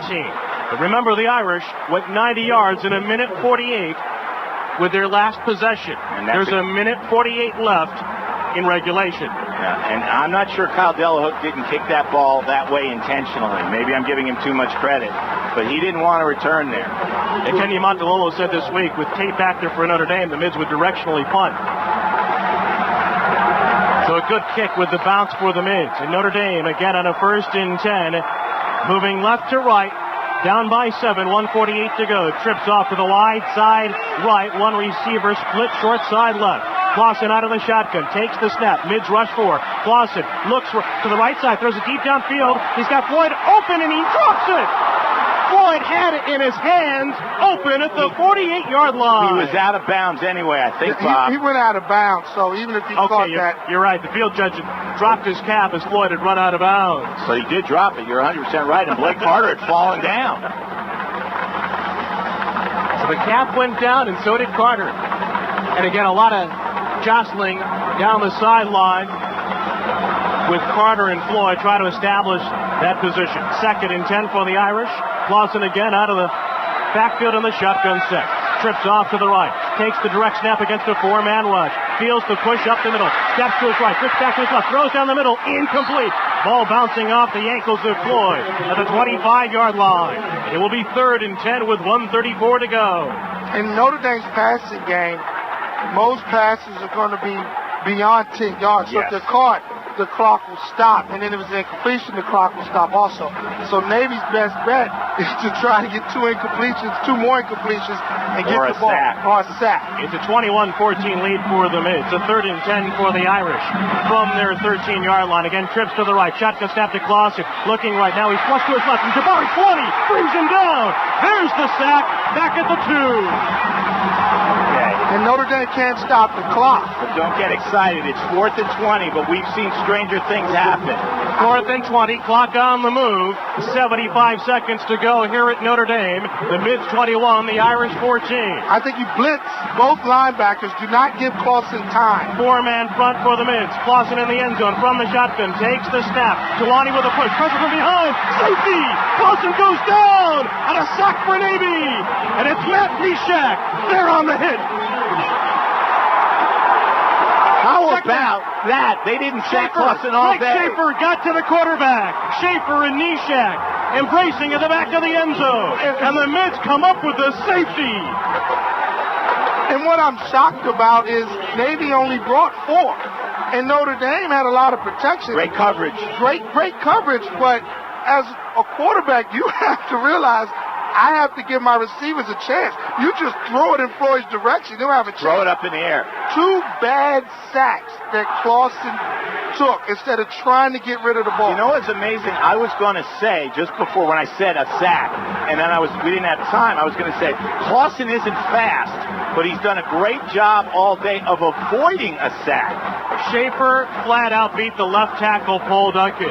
It was Schaefer lined up at the right defensive end spot. And Greg Schaefer, who's had a terrific game here at Notre Dame, has just given the Mids a 9-point lead with 1 minute to go. They're going to onside kick here. It's a free kick. Free kick. They're going to onside kick. Navy's got to recover the onside kick. So the Irish, never over till it's over in this place. with Nick Tausch to tee it up at the 20 to our left. Again, a 4-man rush on consecutive snaps, and the Mids come up with a sack of Clausen. And now Navy again with a good hands team on the field. Ball teed up between the hash marks at the 20, following the safety. And Tausch boots it high in the air toward the far side of the field. Tate went up, and Tate for Notre Dame was able to come away with it, it appeared, at the 34-yard line. Like I said, and the clock never moved. Clock frozen with 1 minute to go. And that was a well-executed onside kick. Beautiful. Well, they gave their best athlete a chance to leap in the air and catch it.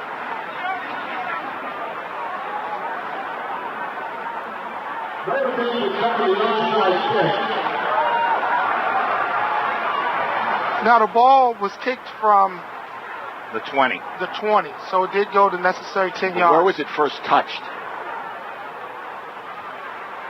The ball traveled 10 yards and was possessed by the kicking team. Therefore, it will be Notre Dame's ball at the spot of recovery. So First down. Please reset the game clock to 59 seconds. They gave you 1 they second. gave me 1 second. And again, irony here at Notre Dame. Last year it was the Mids trying to rally furiously in the fourth quarter, employing a couple of onside kicks that they recovered. The difference, though, 2 scores here with 59 seconds to go. Clausen trips off to the right. One split tape, short side left. Takes the direct snap. 4-man rush. Clausen flush to his right. Rolling right. Looking downfield. Throws to the near side. Tate with a catch. He makes it at the 48, and he's drilled by Tony Haber. Haber knocked him down inbounds. It's a first down. Clock stopped with 49 seconds to go. They got 19 yards on that.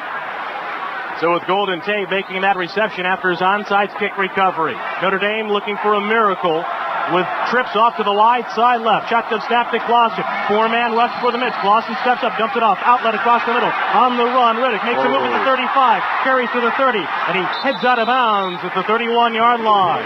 Nifty work by Theo Riddick. The Irish again move the chains along the sidelines with a first down reception with 33 seconds to go with the clock stop. They can take their time now because he got out of bounds. Navy 23, Notre Dame 14. Again, 33 ticks remaining here in the fourth quarter. Trips wide side left. Snap will be made from the Navy. 31 off the right hash, near hash. Mids come with a late blitz. Picked up well. Clausen pump fake. Moves up. Throws across the middle. Catch made by Tate at the 15. Out of a tackle inside the 10. Diving to the end zone. Touchdown, Notre Dame. Told you it wasn't over. With 24 seconds to go. You know, here's the irony. If they don't sack Clausen, if he throws an incomplete pass, They get the game's ball. over. That's right. Because it's Navy's ball on the 3-yard line, and then they just take 2 knees. So the safety, in the strangest possible way, gave Notre Dame a chance. So Tate reels in the pass. On for the point after try. Couch. Low snap. And the kick airborne to the uprights. Good. 24 seconds to go. Navy again expecting an onside kick with a 2-point lead. Did I tell you this fourth quarter was going to be forever? Well, they have to recover the onside kick because if Notre Dame gets the ball, they're going to be able to get field goal range. Yes, they are. So they've got to do a better job than they did the last time. I wonder if Navy didn't have a little mental letdown there after the safety. Yeah. And just, the game's over here. We know they're going to onside kick, but what the heck? They went 66 yards at 35 seconds. 3 plays to do it. And Golden Tate with an enormous afternoon, 9 receptions, 132 yards, including a 31-yard touchdown pass from Clausen there. Floyd has caught 10 passes for 141. Navy still with the lead, clinging to a 2-point advantage. Well, like Omar said, it's very simple here. They've got to recover this onside kick. And they've got to line up on sides, too, which they're not right now. Again, Tausch tees it up on the 30. They're going to do the same thing. They're going to try to bounce it and get Golden Tate in position, who's over there on the left side. Tate is off to the far side of the field for Notre Dame. One of 6 Irish lined up. He's in the middle. Tausch raising the left hand, approaches the football. He boots the ball high in air to the far sideline. It's going to be reeled in by Navy. The midshipmen come up with it along the far side. Well, actually, the ball goes out of bounds. Well, that's Navy's ball then. This referee signaling Navy ball. Immediately the officials signal possession to the midshipmen. And it is the Mids football. And with 23 seconds to go, it will be a Navy victory with a 23-21 advantage. Just kneel down, fellas. Just kneel down.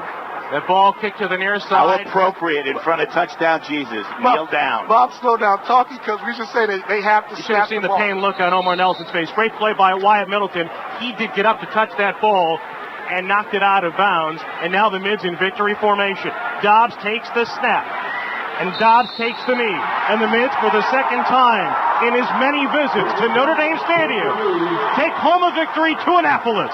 They win it today, 23-21.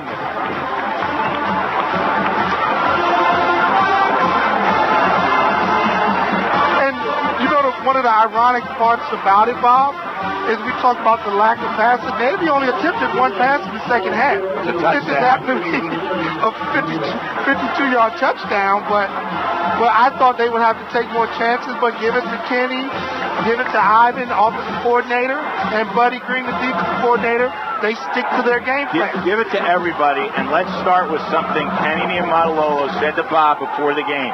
These kids are unbelievably resilient. And his faith in those kids rewarded today here at Notre Dame. Pete Medhurst is down on the field, close to the Navy head coach. Yeah, Bob, while we wait for him to finish up TV duties, talking with defensive captain Ross Pospisil. Ross, talk about the resiliency of this group. So many of you guys in green jerseys all week, yet you take on this high-powered offense and get them out of the red zone so many times today. Talk about the win. That's together. That's all the praise to Jesus Christ, Lord and Savior. That's together. That's a team win. That's just never giving up every single play, never settling for anything. That's what this team came out here to do today. Tremendous credit to Notre Dame. What an amazing team. They're going to do great things. I just can't say enough about this team. I mean, I just can't say enough. Can you say something? Talk about the way your corners played today. Obviously a tremendous challenge, and Blake and Kevin really stepped up at big time. Big-time playmakers right there. We couldn't have done without them. Each and every guy pulled their weight today, and that's what we need as a unit, as a defense, and as an offense as well. Just can't say enough. I'm so thankful, so blessed to be here. All right, big man, congratulations. We'll get coach as soon as the blue and gold's over, guys. All right, Pete, great job.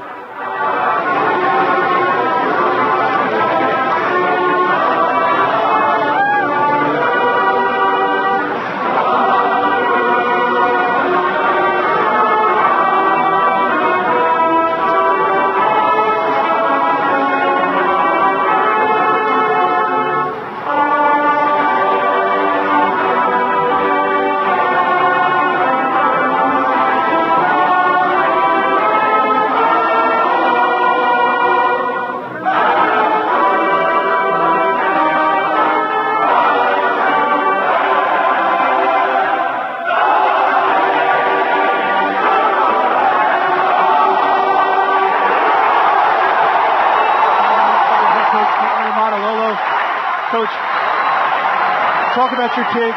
So many kids in green jerseys all week.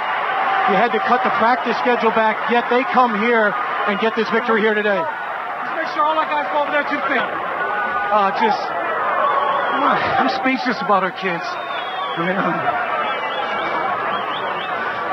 don't know what to say, Pete. What does it mean to be the head coach of a team here to come back here and win in this stadium again? It's not about me, Pete. It's about our kids. I'm just happy for our kids. All right, congratulations. Thank you, Pete. And that sums up Ken Niumatalolo, because his first point of concern was to make sure that the Mids paid respect to Notre Dame for the playing of the Irish alma mater, just as Notre Dame, to its credit, stood with the midshipmen, and then didn't want to talk about himself. It's about the kids. And the kids believe in their coach, and he believes in them, and that belief has been validated once more here at Notre Dame. And let me respectfully disagree with Kenny. The kids deserve all the credit in the world, but this coaching staff did an unbelievable job this week, and they out-coached Charlie Weiss and his staff today, and that's part of the reason why Navy won the game. Now, they outcoach a lot of staffs on a regular basis, and you cannot say enough about the preparation of the Navy defense, even though the Irish so many times penetrated the red zone. But Buddy Green, again, puts his stamp on this Navy program. Again, Niumatalolo with a signature victory as well. And Kenny didn't have the words to say it, but I have a lot of things to say about this team. And you talked about the preparation from the coaching staff, but also got to go back to the cornerbacks, how tough they played, and then Ricky Dobbs being the field general, getting the win. And Vince Murray played outstanding also. Now the Notre Dame alma mater being played here at Notre Dame Stadium.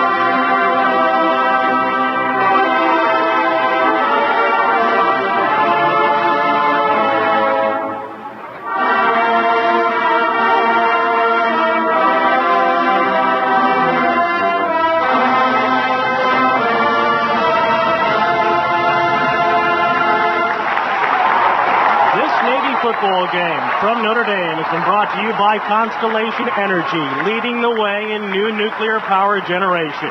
By Navy Federal Credit Union, proud to serve. By Northrop Grumman, defining the future. By USAA, proud to support Navy football. Lockheed Martin, proud to support Navy athletics. Navy Mutual Aid Association, ensuring sailors and Marines since 1879. By Verizon Wireless, America's most reliable wireless network. By PNC Bank and Virtual Wallet from PNC. Visit PNCVirtualWallet.com.